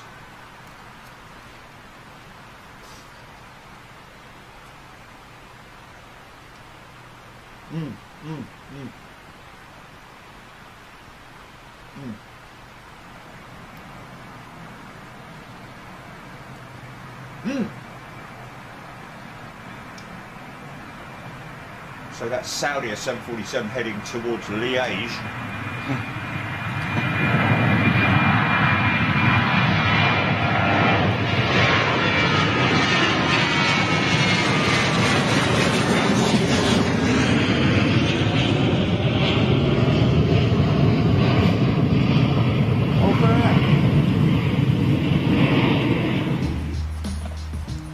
GP Lufthansa 747. Heading out to Chicago from Frankfurt. Still using them. Afternoon's Big Jet TV coming to Helsinki. Well, yeah, definitely. Nowhere is out of the remit. No, man. Wow. Hey, and look at all these wonderful T-shirts they've got on. Neil Wharton's got his granddaughter with him, watching her first Big Jet show and loving it. Thank you and welcome. Gutted. Richard Mortora, thank you, sir. Peter Room, good morning. Phil So Petteridge. that white building there with the tower on it, that's the Oh, old no. terminal, isn't it? Wow. Huh? Yeah, for sure. Actually, maybe put a McDonald's in there. How about that? Okay, so there's the second part of the runway. Andy Messenger loving it. Well, thanks to Mark there for the weather. Now we're back to John with the traffic report.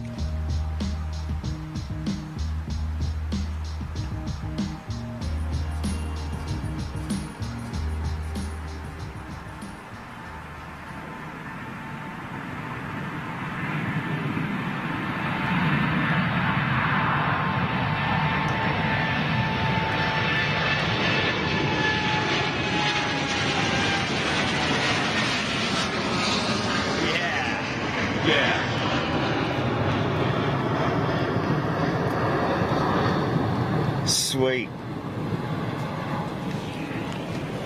Yeah, that was cool. A little bit more rain. Yeah. What a shot. Smoking.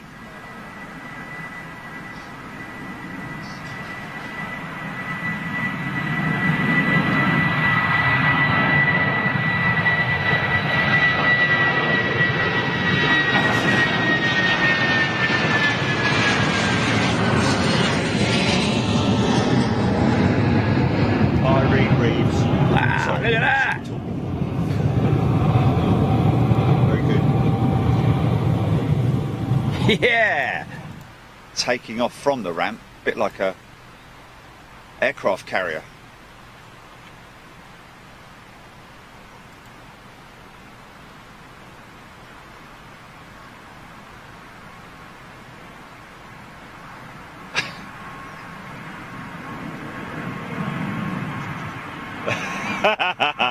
That is funny though, man. I just envisaged you with a, you know, and a pipe and a flat cap.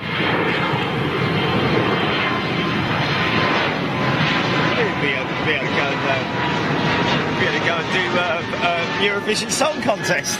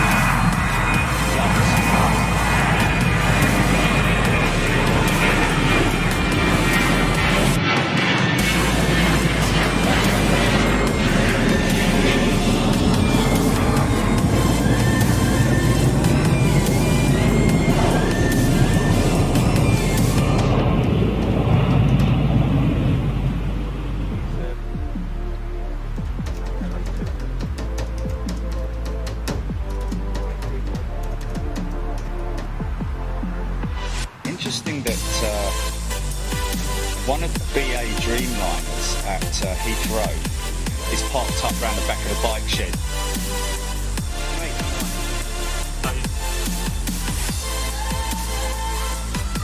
Yeah.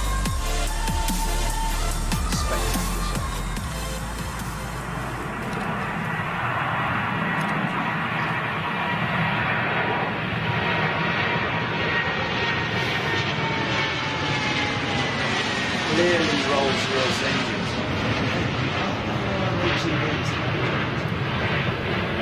Just looking at the grades there, the number of... Oh, sorry. Have you heard that guy that does the impression of don't think. Boris Have I Johnson just- on Steve right after on radio too? Last thing he always says is sausage on stick.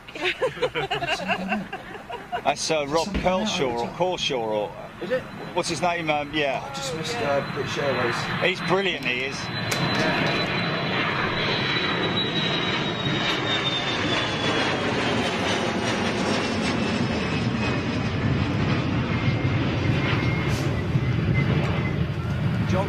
John Coleshaw, that's it.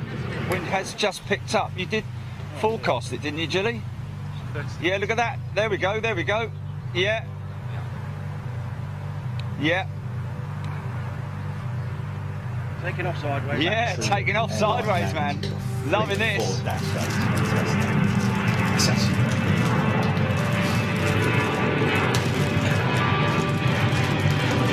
Quite nice.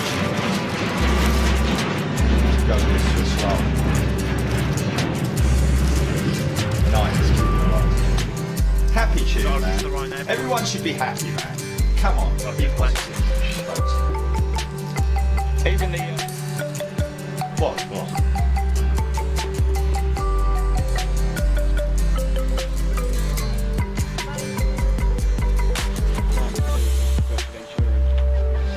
Oh, yeah? No. Wow, yeah. Going strong,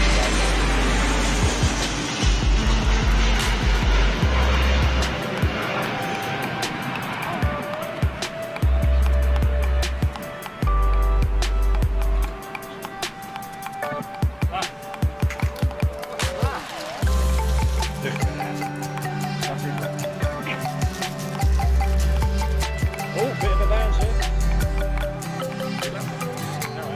Oh, I tell you, mate, this is absolutely spectacular from this angle. Drop it like it's hot.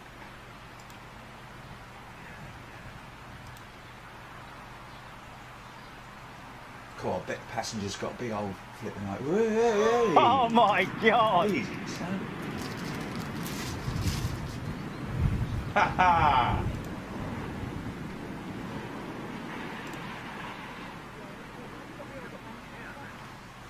Dash 8, wait for the 7.6 coming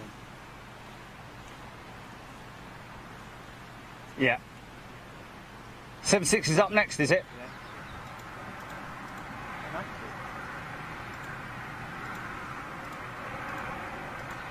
Jean-Christophe! 24 years old, this plane.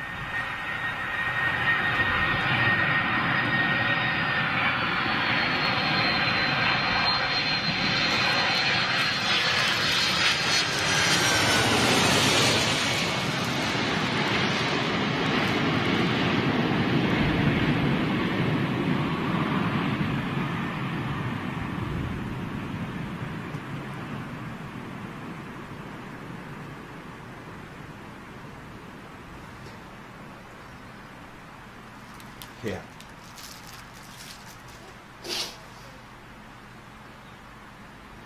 Oh. Whoa, man. Look at that, man. Wow! Did you see the wings flex on the first touch, man? Privileged 767 going out over our heads earlier on.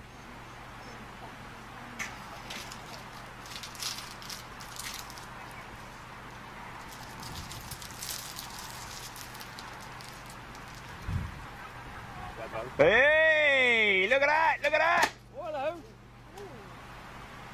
Oh, hello. get it down, Paddy, get it down.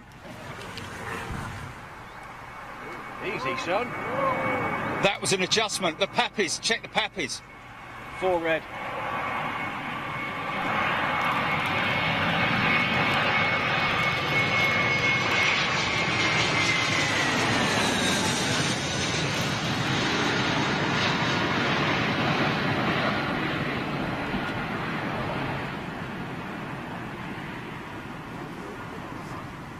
thing is, I'll be honest with you, I'm watching it on the big screen and the pip doesn't take away from the image. You can still, I don't know, hold on a minute, let me just see his touchdown. Easy, son. Yeah, you see that? Yeah. It's not like I'm going to put the aircraft in the bottom right hand side of the screen when it touches down, am I? It's just, might cut a bit of the wing away and all that sort of thing, but you can still go and watch it without the pip if you want, you know, blah blah blah. And here comes the 380. And another 5-pack of Swiss rolls bites the dust.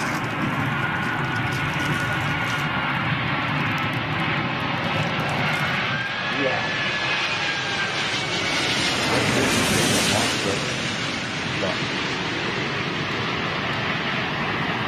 Look, fine on that. Oh, you know what? We did miss that. We did miss. Well, I have to say, Julie, we did miss the ATR, the Aer Lingus ATR.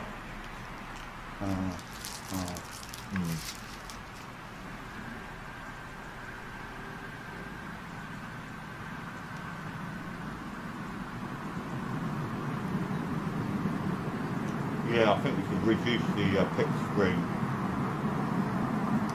by at least a third.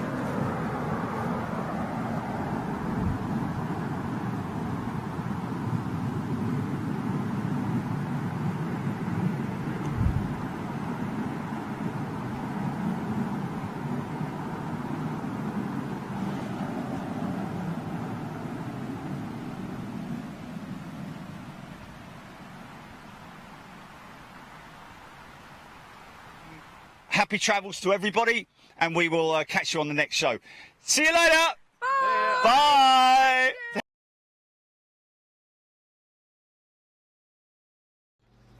Okay, there we go.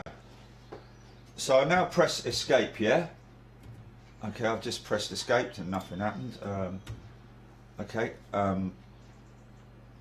so we need to go back to here, then go back to there. Okay, here we go then, folks. Let's do a little... That A380 pilot was riding those rudders like a bicycle. Love that one, Jeff. Indeed. Single rudder, of course. It's got a split rudder on the A380, and the reason for that is because when it's at gate, they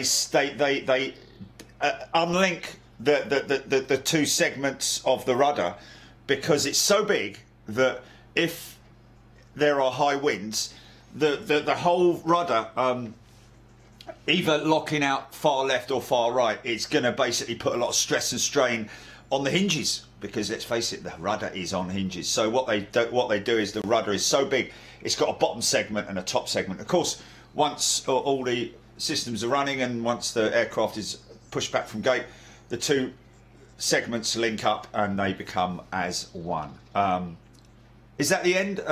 Has it finished, Gilly? Or yes, of course it has. Yeah.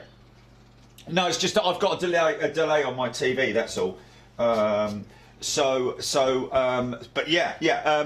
Another chap who wrote in from Raw Jordanian, actually, mentioning about the multiple ailerons on the wingtips of the 380. I wonder if I can show that now. And that basically is, you can see them fluttering because there's like about 4 or 5 of them, and they call it the dance of the ailerons, basically on the wingtip, because normally you've just got the single ones on most aircraft, but the A380 that wing is so big that they've got multiple ailerons at the end, and it sort of like dances like that. But that's crazy, man. That's crazy. Mark Bar, I've eaten all the Swiss rolls. That's it. It's over. That's my daily intake of Swiss rolls. It's terrible. It's a terrible habit to have. So let's do some little ones here. The 4 towers in the background, John. Okay, let's do some here. Let's do this one, for instance. This Cargo Lux 747. This is at Ord with J-Bone on February the 14th last year. Let's just have a little look at it.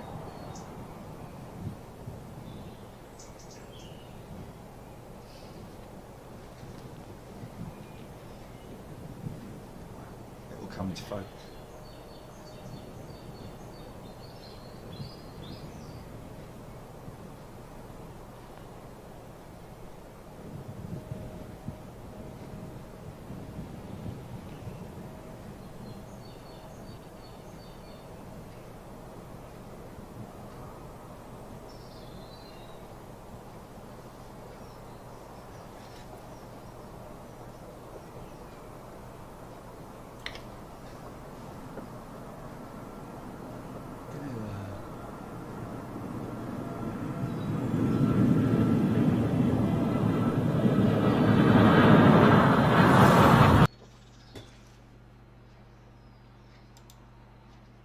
Cargo Lux.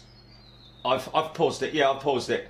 But look, you see the cutaway livery, very smart. Look, you see Boeing there, little bits inside. You see it on some trucks as well. Look, horses in there, livestock, cars, more livestock, race cars in the back, you know.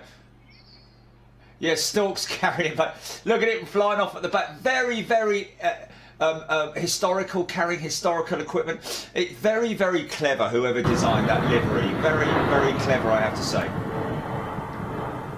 Touching down on a very cold day in Chicago. Yeah.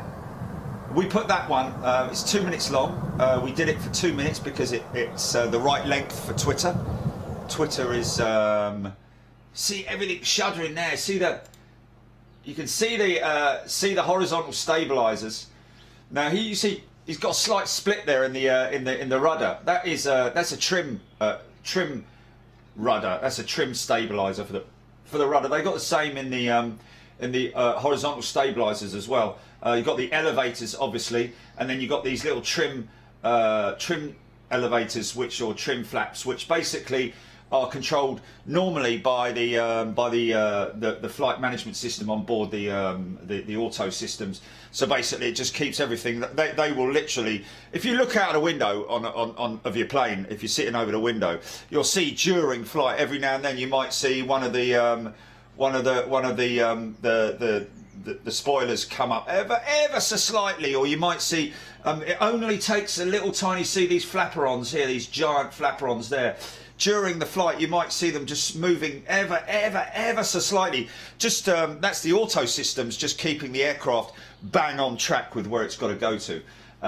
Very clever. But you can see the horizontal stabilizers here. If I run this back here, just as he touches down, there's everything shaking. You'll also see the the pylons which house the hydraulics for the flaps. You see the pylons shaking. Everything is designed to shake and wobble, basically to reduce any stresses on the aircraft framework and also where they join. But look, as he touches down, just starting to open up the reversers here on those big beautiful Gen X engines. 4 of the Dreamliner engines on the 747. This is a special 800 freighter, pure freighter, of course. She's only got the 100 200 style bulge on her. Here we go.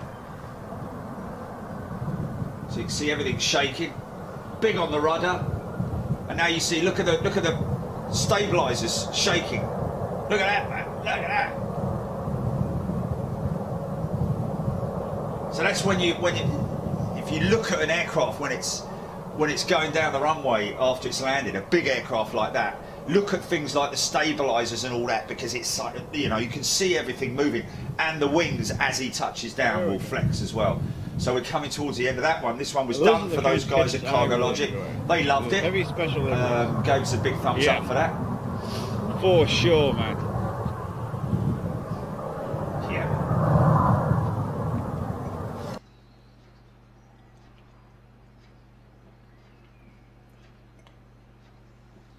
There we go.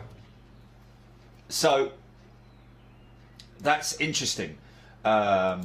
That particular little video that we put out. Let's go now to uploads, which is what we're on now. Let's go right back in time. We've got quite a lot of stuff here which we can do. What? Oh, is it on 30? Is it? Oh, okay, yeah, sorry. Yeah. Yeah, we've got lots of little edit stuff here, folks, which we can throw at you. How do you what?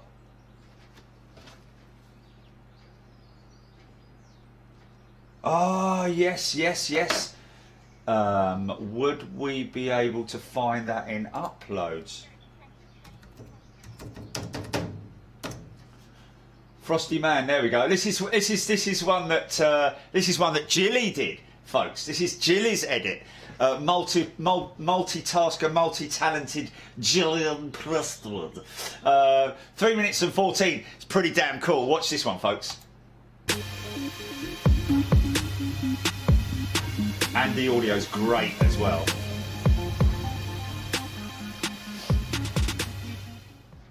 Or the soundtrack, should I say.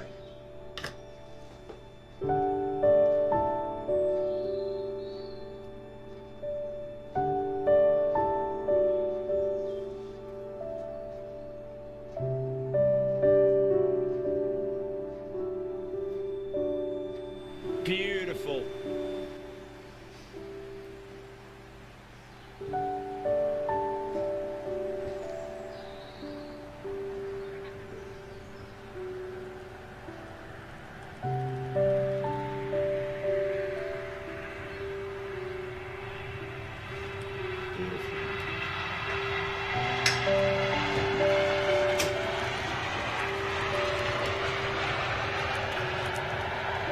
So graceful. Can be so graceful, can't it? Yeah.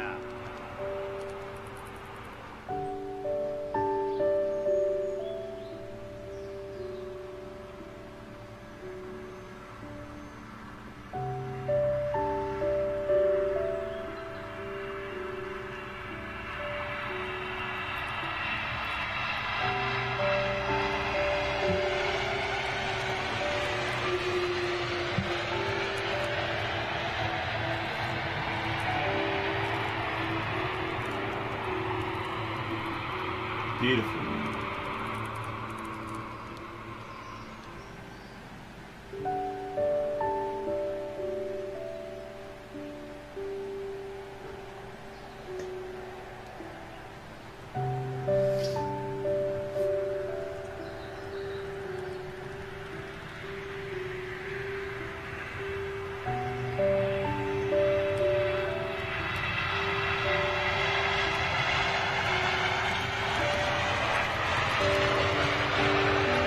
One coming in, one going out.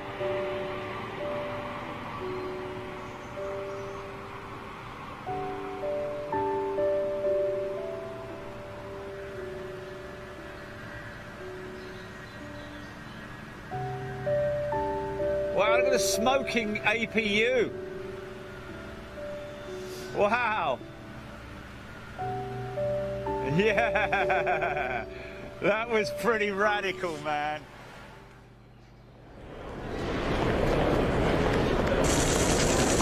Yeah, nice. Nice. That was good, man. That was really good. Great one by Jilly. Great one by Jilly. What was that? What was that one? Let me just see this.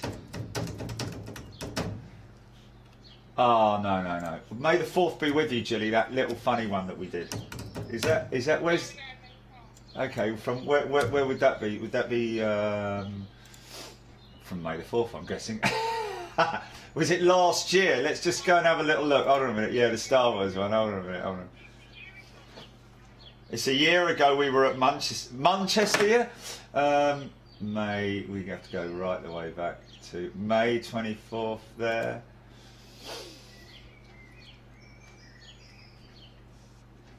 Remember, I did that bit. Okay. Here it is. Okay, this is a little bit of fun, folks. But yeah, where did it go? What happened there then? I don't know. Oh no. What happened there? Hold on. I must have double clicked it. Hold on a minute. Let me just go back. No, I haven't. No, 23rd March. March, didn't you say? Oh, May. Sorry, it's March, April, May the 4th, yeah. Sorry. Okay, now, yeah, I've got it. So, before anybody says, you can't use that music, it's copywritten. Well, there is an app where you can buy the music for use on a video, and which we did, folks. And it does show you there as well. But this is quite funny, just a little bit of... This was basically a promo for the next day, for the show the next day, which was this one here, 2 hours and 38. Oh, okay. Let me just double check which one that was. But let's just have a little look at this. People might want to watch this, Jilly. Here we go. Watch. Read it.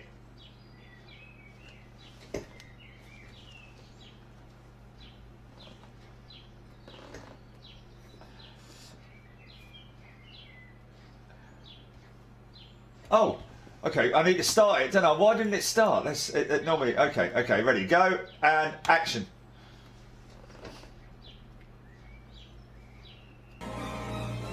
Brilliant, man, brilliant, love that.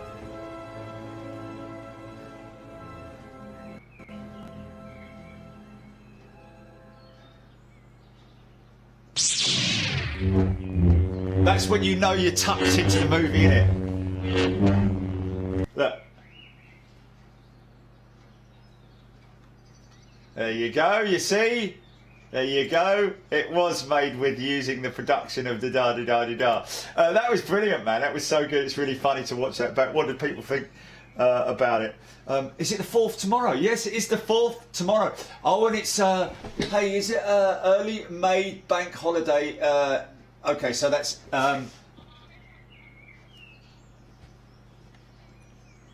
yeah. Let me just see what this was like. I just want to see what it was like. And love into plane spotting. Have we shown this the other day? Did we show... 5 right, so you are more than welcome. Let me just see me now, on... as a result of this change, what I've decided to do is bring you 2 hours, 20 minutes. Okay, so we showed one the other day, didn't we? We showed one the other day, yeah, at that point, and it was the 747 that had just come in. So that we have definitely we do. Really?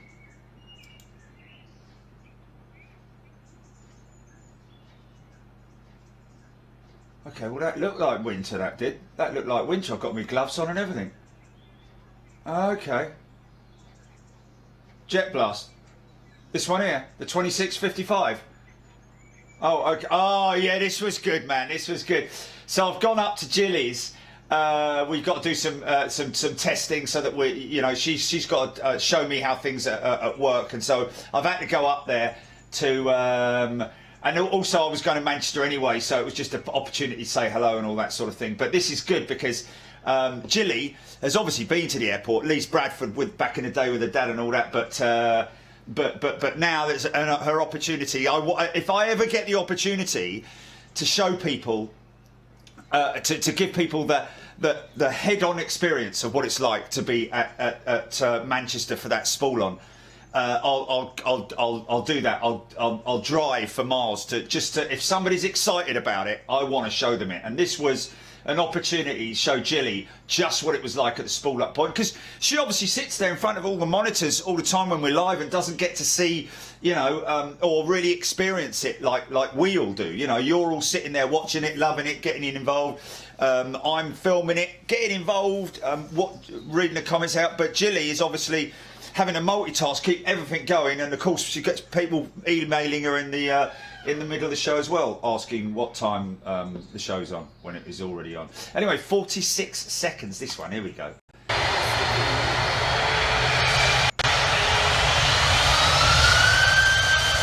In the wet.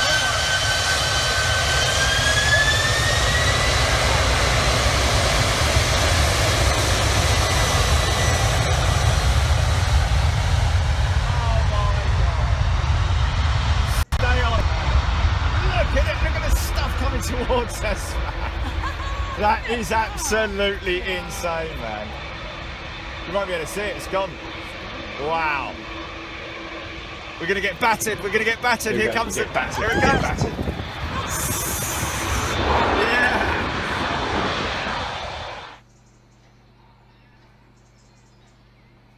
Yeah, that was cool, man. That was Jilly filming off her phone, obviously, and that was fantastic.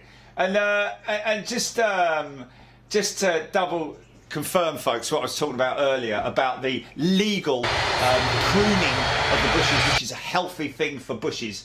Of course, a lot of thick people out there don't understand it. But if you look at if you look at this, you see all these bushes along here. All these bushes along here, all of that was basically, those bushes were up here. They were up here, folks. In fact, I can actually show you. I can show you an early show from that position with all the bushes up in the air, and then I go and do a great service for all the plane spotting community. And just because they're bitter, lonely, twisted people, they have to complain. Not to anyone but their own little group of sheep who basically fall in behind, but who know better, basically. Bitter people, aren't they?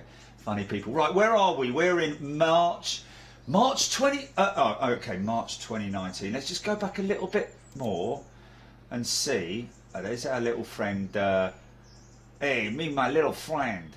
So. We did the airside at Munich with Hans. Do you remember Hans? Heinz, sorry.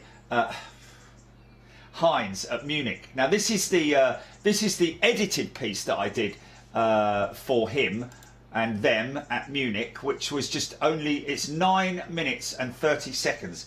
So this is a little promo. We've gone out there, we've done the whole show, and it's lasted, you know, we've filmed it live, airside. We've been out there for like 2 hours or so, however long it is. And this is the cut version of, this is the smoothed out version of what we did. An exclusive live stream showing the EFM tug operating teams, and we were lucky enough to meet. Hey everybody, so we were again invited out to Munich airport, this time an exclusive live stream showing the EFM tug operating teams, and we were lucky enough to meet up with Heinz Schmidt, who is one of their tug operators. He showed us around the equipment, and we were even called out on an A380 Lufthansa pushback. This was an all-exclusive members stream, and here's a short clip of how they operate those machines out there in Munich. We basically have two types of tow trucks here, the Goldhofer and the Kalmar, which is a Swedish company. When I arrive at the aircraft, I lower the whole platform as it is down to the ground.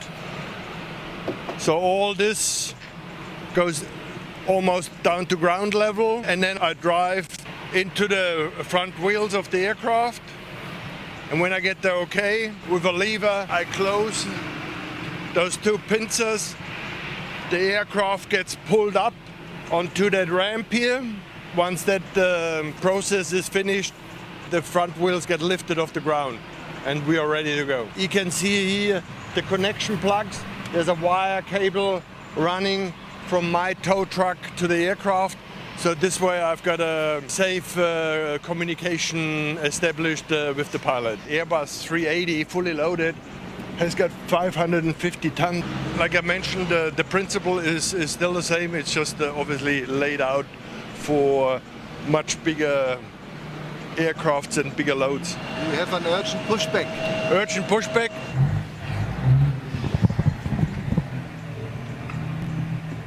So that's our data connection to the office. So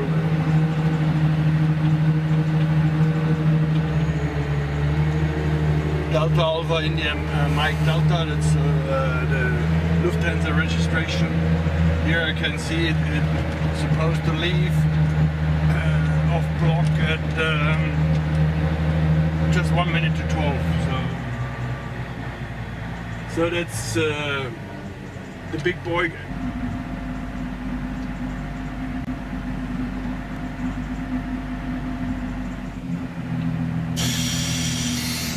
looks reasonably all right. Now I'm lowering the platform.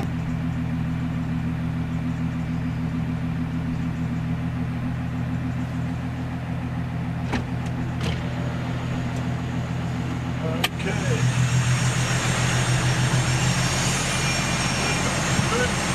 First thing I have to do is put the steering pin in. Basically deactivates the hydraulics of the front wheel. It basically depressurizes the hydraulic system of the front wheel.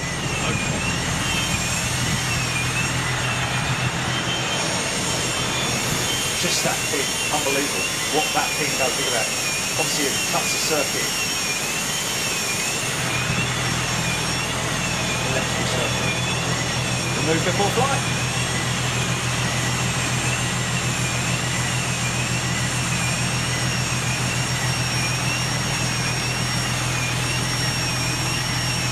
We're going for a walk now, and I checked that everything is closed.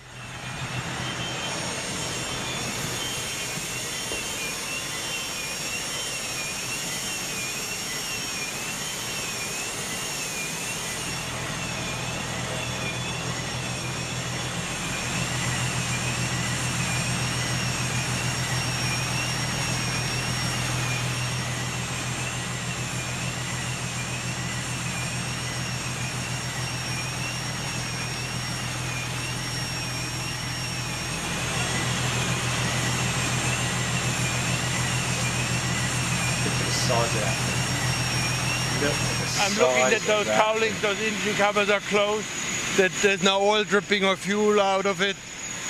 Checking that the inlets for the fuel is all closed.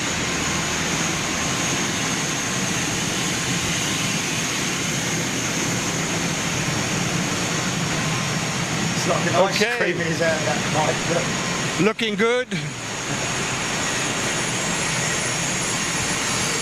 One more check on the bottom. All good. All right. When you can see the loaders in the back, they are responsible for the chocks, which, if the parking brake is not on, hold the airplane in place. You can see I've got the 747, the Jumbo, the 340, and the 380. So we got a 380. I press the button, and off we go.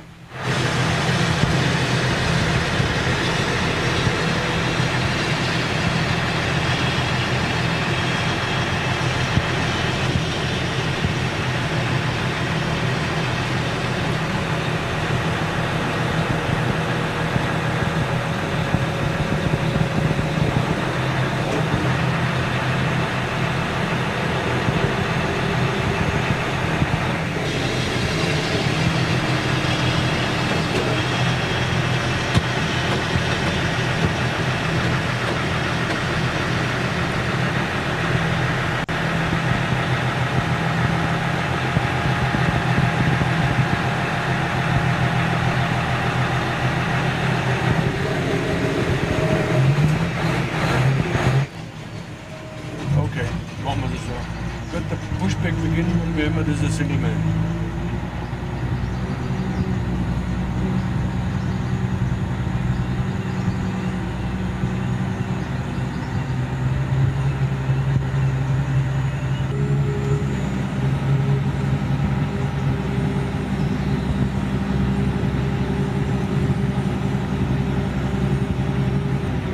Just getting him lined up on the centre line and then trying to look good.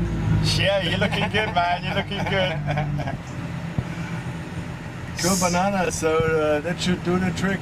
Dann bitte nochmal die Parkbremse setzen und alle 4 Triebwerke werden dann frei zum Anlassen. Okay, ist ja noch recht, wenn ich den Flieger dabei runterlasse. Ich bleibe aber daran, bis ich mir Bescheid sagen. I'm lower the aircraft now, and I'm gonna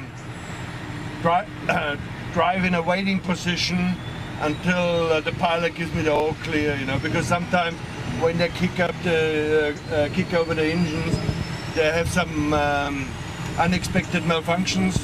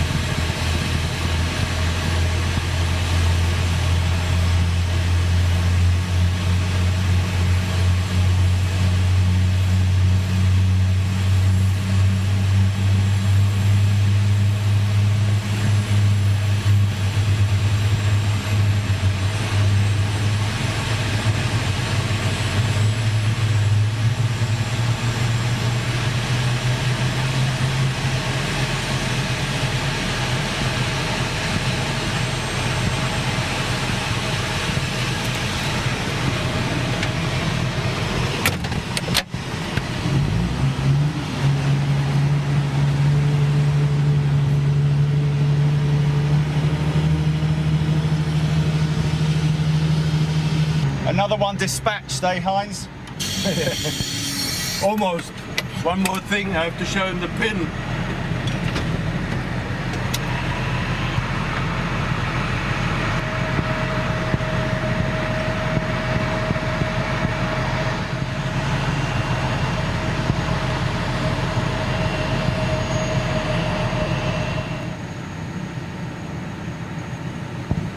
Here it goes.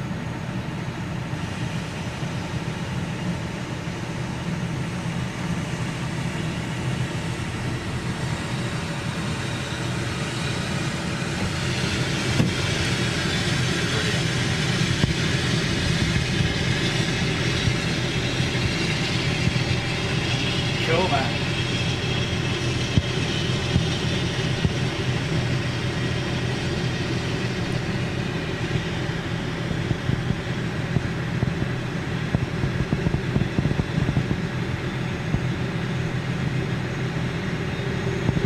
Those were the days before I put live stream producer Gilly Presswood on there. Hello, mate. Okay, that's good. That was good. So basically, that was off the back of a full-length show that we did live airside, and that's what the membership's all about, folks. Allowing us to be able to travel to these places to bring you those live air shows, airside shows. But also, you know, it takes a lot of planning and communications and you know, just logistics, planning these things. You don't just phone up, hello mate, yeah, I'm just coming over to your airport and we're just going to walk around. Is that all right? Yeah, okay, thanks. We won't go worry about security and we won't worry about anything like that, you know. You've got to do everything absolutely above board. And that's why we've got such good relationships with these airports, man, because we're polite, we do everything right, you know. Yeah, it's just very, it's all about communications. It's all about making friends in the industry, you know, networking and all that. God bless you, blame you, really. Look at this one. 1 minute long, folks, but it's a beauty. Sunrise for the Queen. Here we go. Check this out.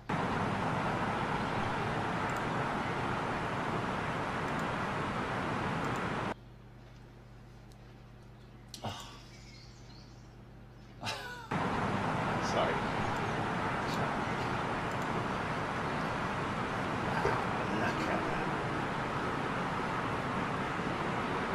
Thank you.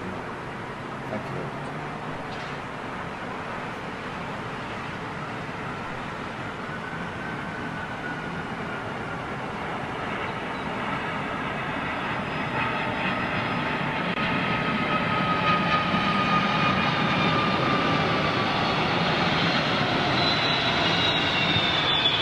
What is this shit?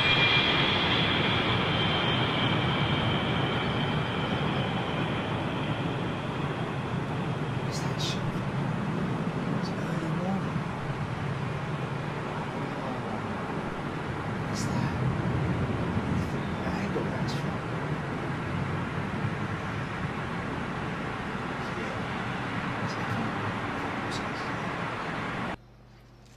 Wow, that just seemed, yeah, that's beautiful, man, that's beautiful. Let's see if we can find something. Just having a route through everything, man. Let's just go a little bit further back, man. So this again is, we've done that bit really. We can, let's just show you what that last edit that you saw from airside. Of course, I couldn't get out of the. It was very cramped and confined inside that inside Heinz's tug. So whilst he was obviously going through the clamping procedures, I couldn't, because it was an active apron. Lots of stuff going on around there. It wasn't good for me, and the aircraft was active. It wouldn't have been good for me to get out and film it. But what I did do is we went later on, which is on the full-length video, we went later on over to a remote stand, just me and him, where he was picking up an A380 and towing it back to gate, or towing it to gate.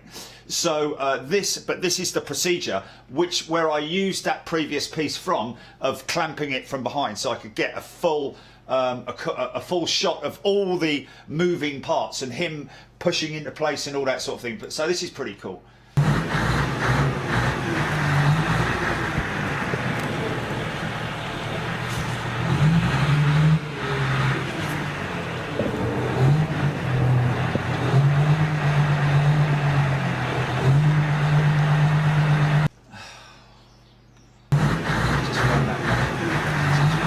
Slow on the uptake.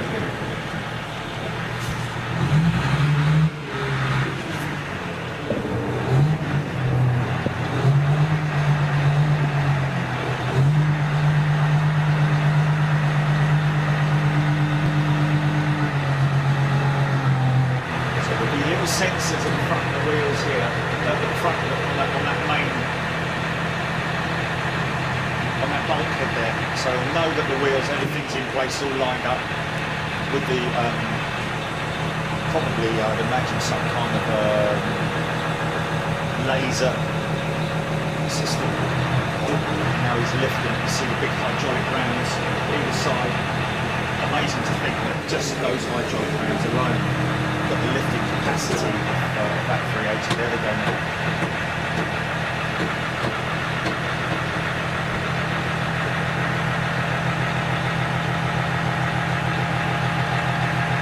So impressive, so impressive.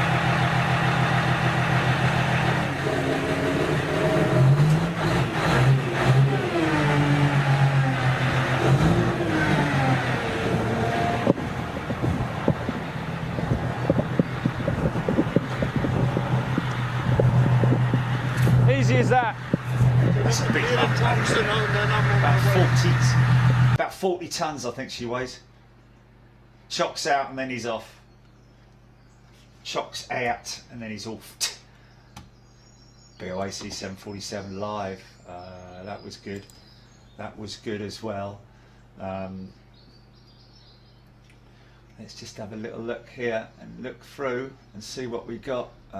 49 seconds, 1 minute BOAC jumbo jet arriving at London Heathrow. This is just a little short stab of okay, hold on a minute. Let me just, what I'm going to do is I'm going to pause it, then I'm going to get it full screen, then I'm going to take it back to there, then I'm going to play it back.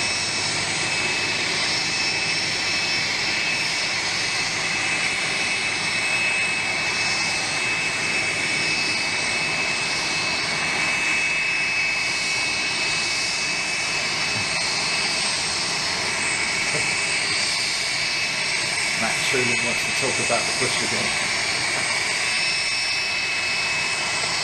You copy people, or you got them forward?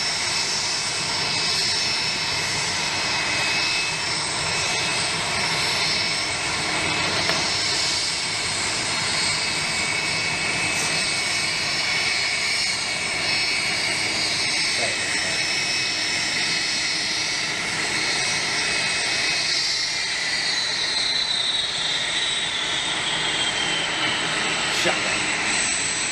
Yeah. Rolls-Royce RB211s, of course, Rolls-Royce RB211s, which were replaced by the Trent family. So let's just have a little look back here. Let's see if we can't tell you what would be quite interesting, would be to see the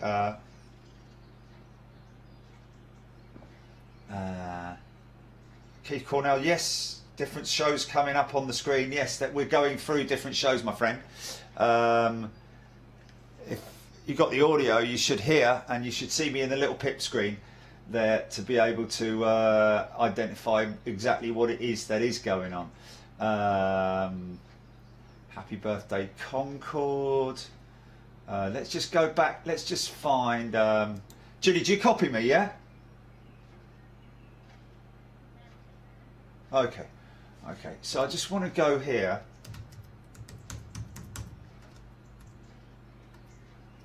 Okay. December 2019, no. Okay, let's just go through all of them and go right the way back.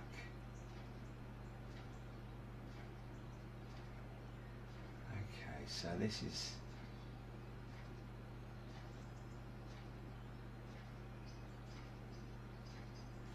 When was this? Let's just have a look at this. I just want to see when this was.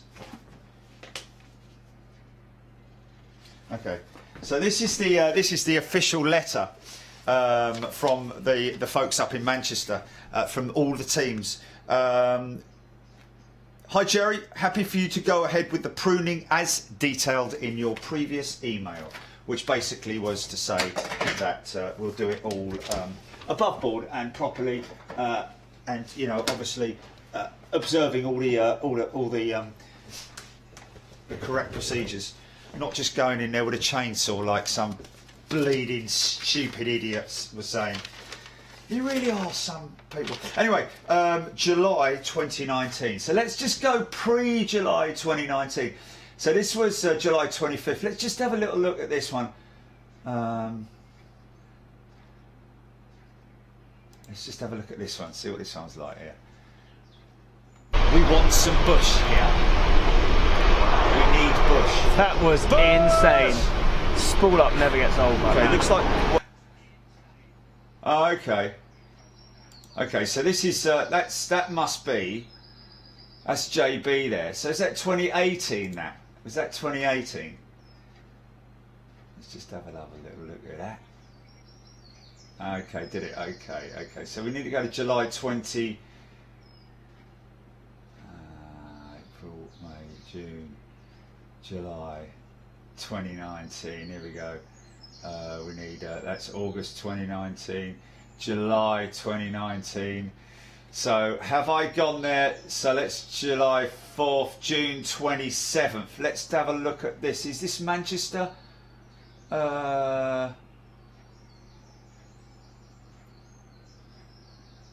Right. Yeah. Are you sure? Okay. Yeah. All right. July, June. Let's just have a look at June. So this is 4 hours and 39 minutes long. Let's have a little look at this and see how much bushage we've got here. Desperately need to sort that out. Sorry about the glitches, folks. I just want to see what the I want to see what the 30. No, we need to it was really just bad. double check we've still got audio. Everything's good on audio. When I first went to the South Bank, okay, now I need one someone thing. had already been in and done it. Yeah, this is before it. So let's just find. That was. I need to find one.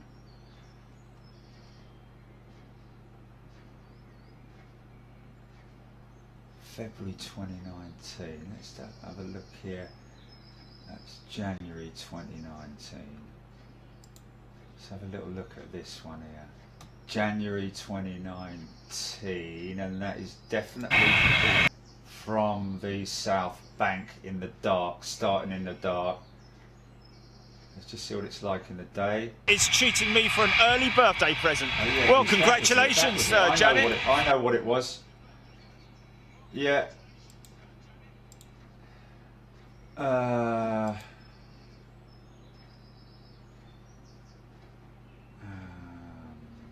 Sorry, folks. Bear with me here. I'm just trying to find a particularly.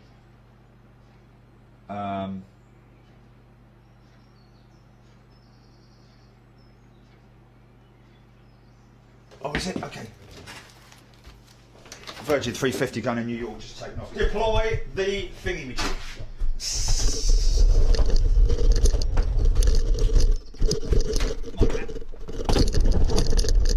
got to lift it because you've got that ramp and that. He's still there. He's still there,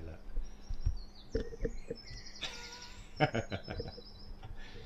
Just quietly minding his own business, waiting for the mouse.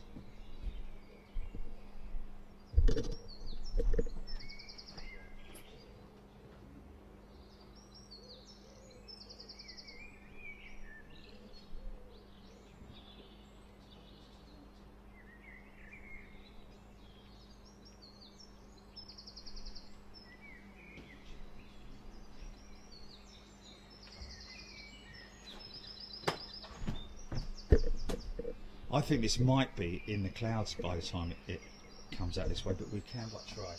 So let's just have a little look.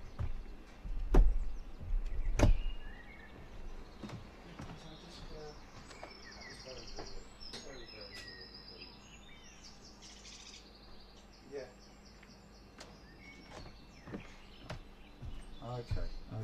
We've got a new member, Mark Cunnington. Welcome to First Club. Here she comes.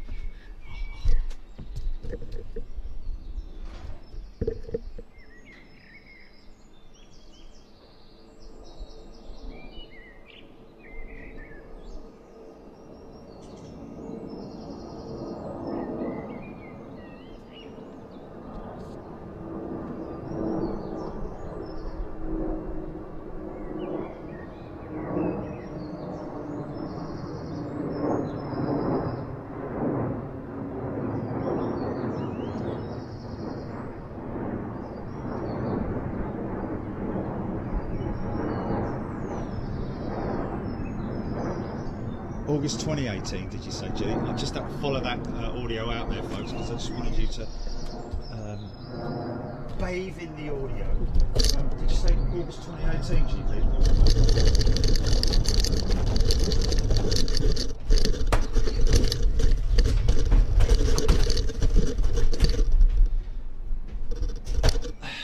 Look at that, almost back in the same position.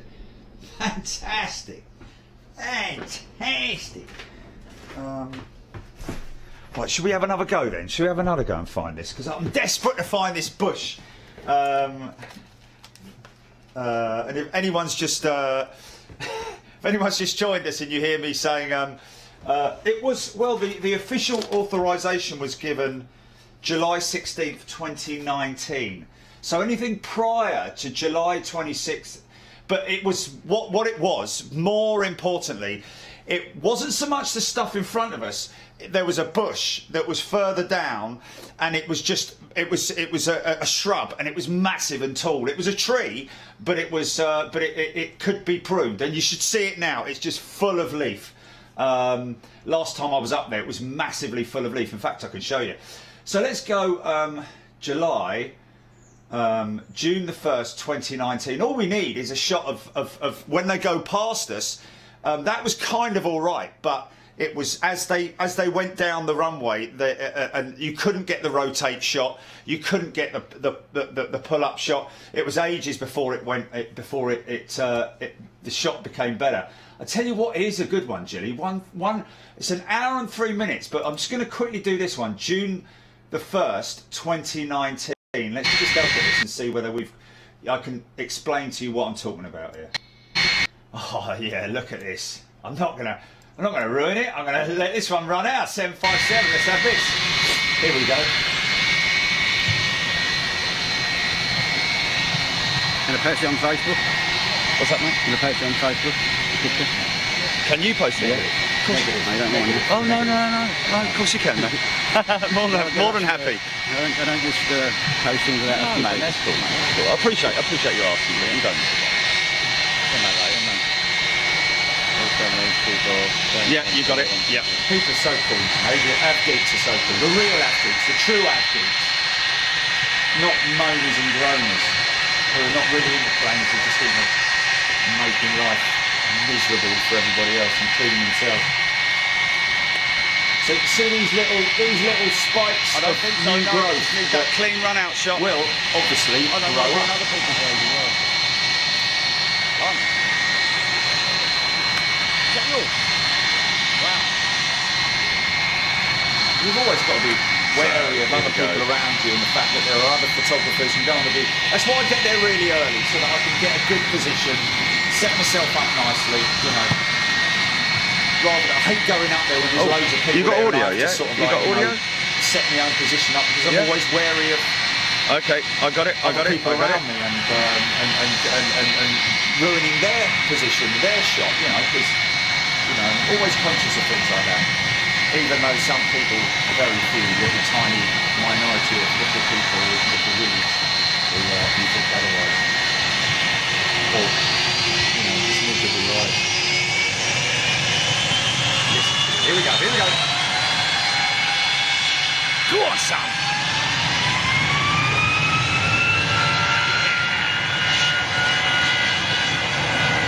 See a little shrubberies here. Let's see those new growth there.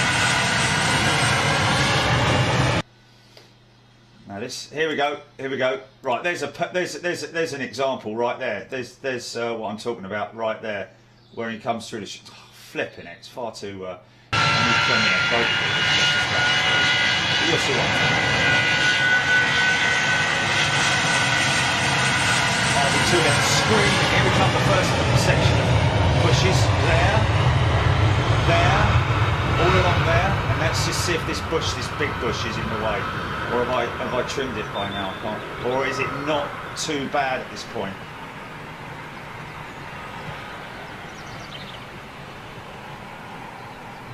Because that's what it was. It's the big long one. It must have been. It can't have been that bad. It can't have been that bad at this point. Okay. Let's just get one. That's June. Let's just get one. That's June, yeah. First June. Let's just have a little look here. There was a point when it was really June 22nd, possibly July 13th. Let's just have a look here and see whether or not.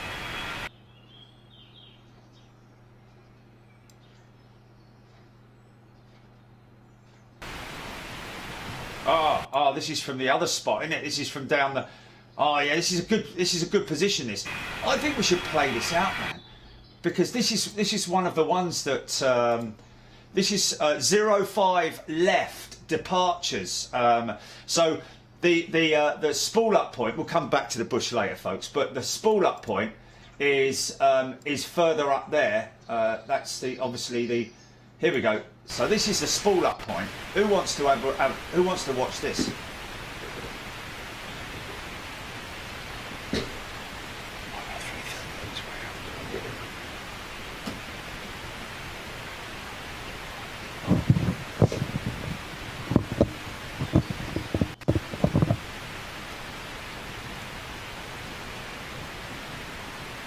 Look at that.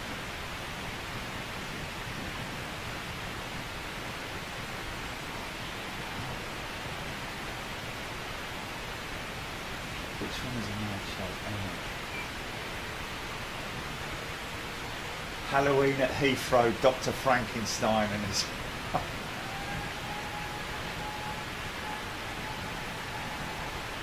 Yeah, listen to this one wound up.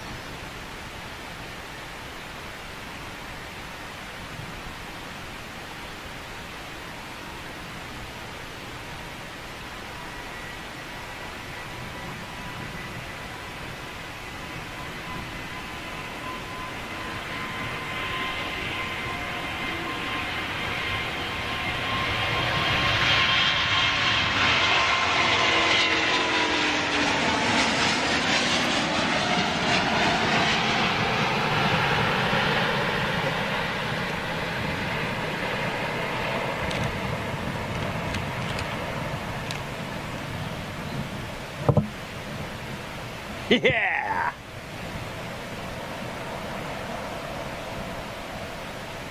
Yeah, man. Yeah. Yes, XWB still a bit smoky. Did you?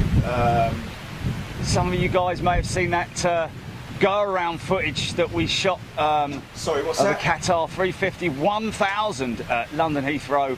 Chilly? Okay.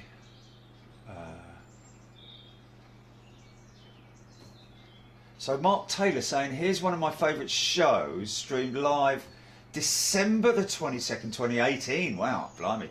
I'm just wondering, do people fancy watching that for 3 hours and 33? This one. We'll have to come back, we'll have to load this into the system, but look at that taking off on the screen there, man. Do you want to do that, Jilly? Do you fancy doing that, folks? Qatar 350. Oh no, he'll go. If anything eastbound, folks, by the way, today, because they're on 09s, they're going out that way. So they're not coming past the house. Only the westbound stuff is coming past. Right, we're going to come back. We'll come back in. How long do you reckon, Gilly? It's a 3 hour, 33 minute show. Should we throw that one up for them? 30 minutes. Back in 30 minutes, folks. We'll do a little PTC first, and then I'll introduce it, and then bang, we'll go straight into it. May come on a little bit earlier if there's a plane going out, but other than that, see you in about 30 minutes. Take it easy, folks. Cheers.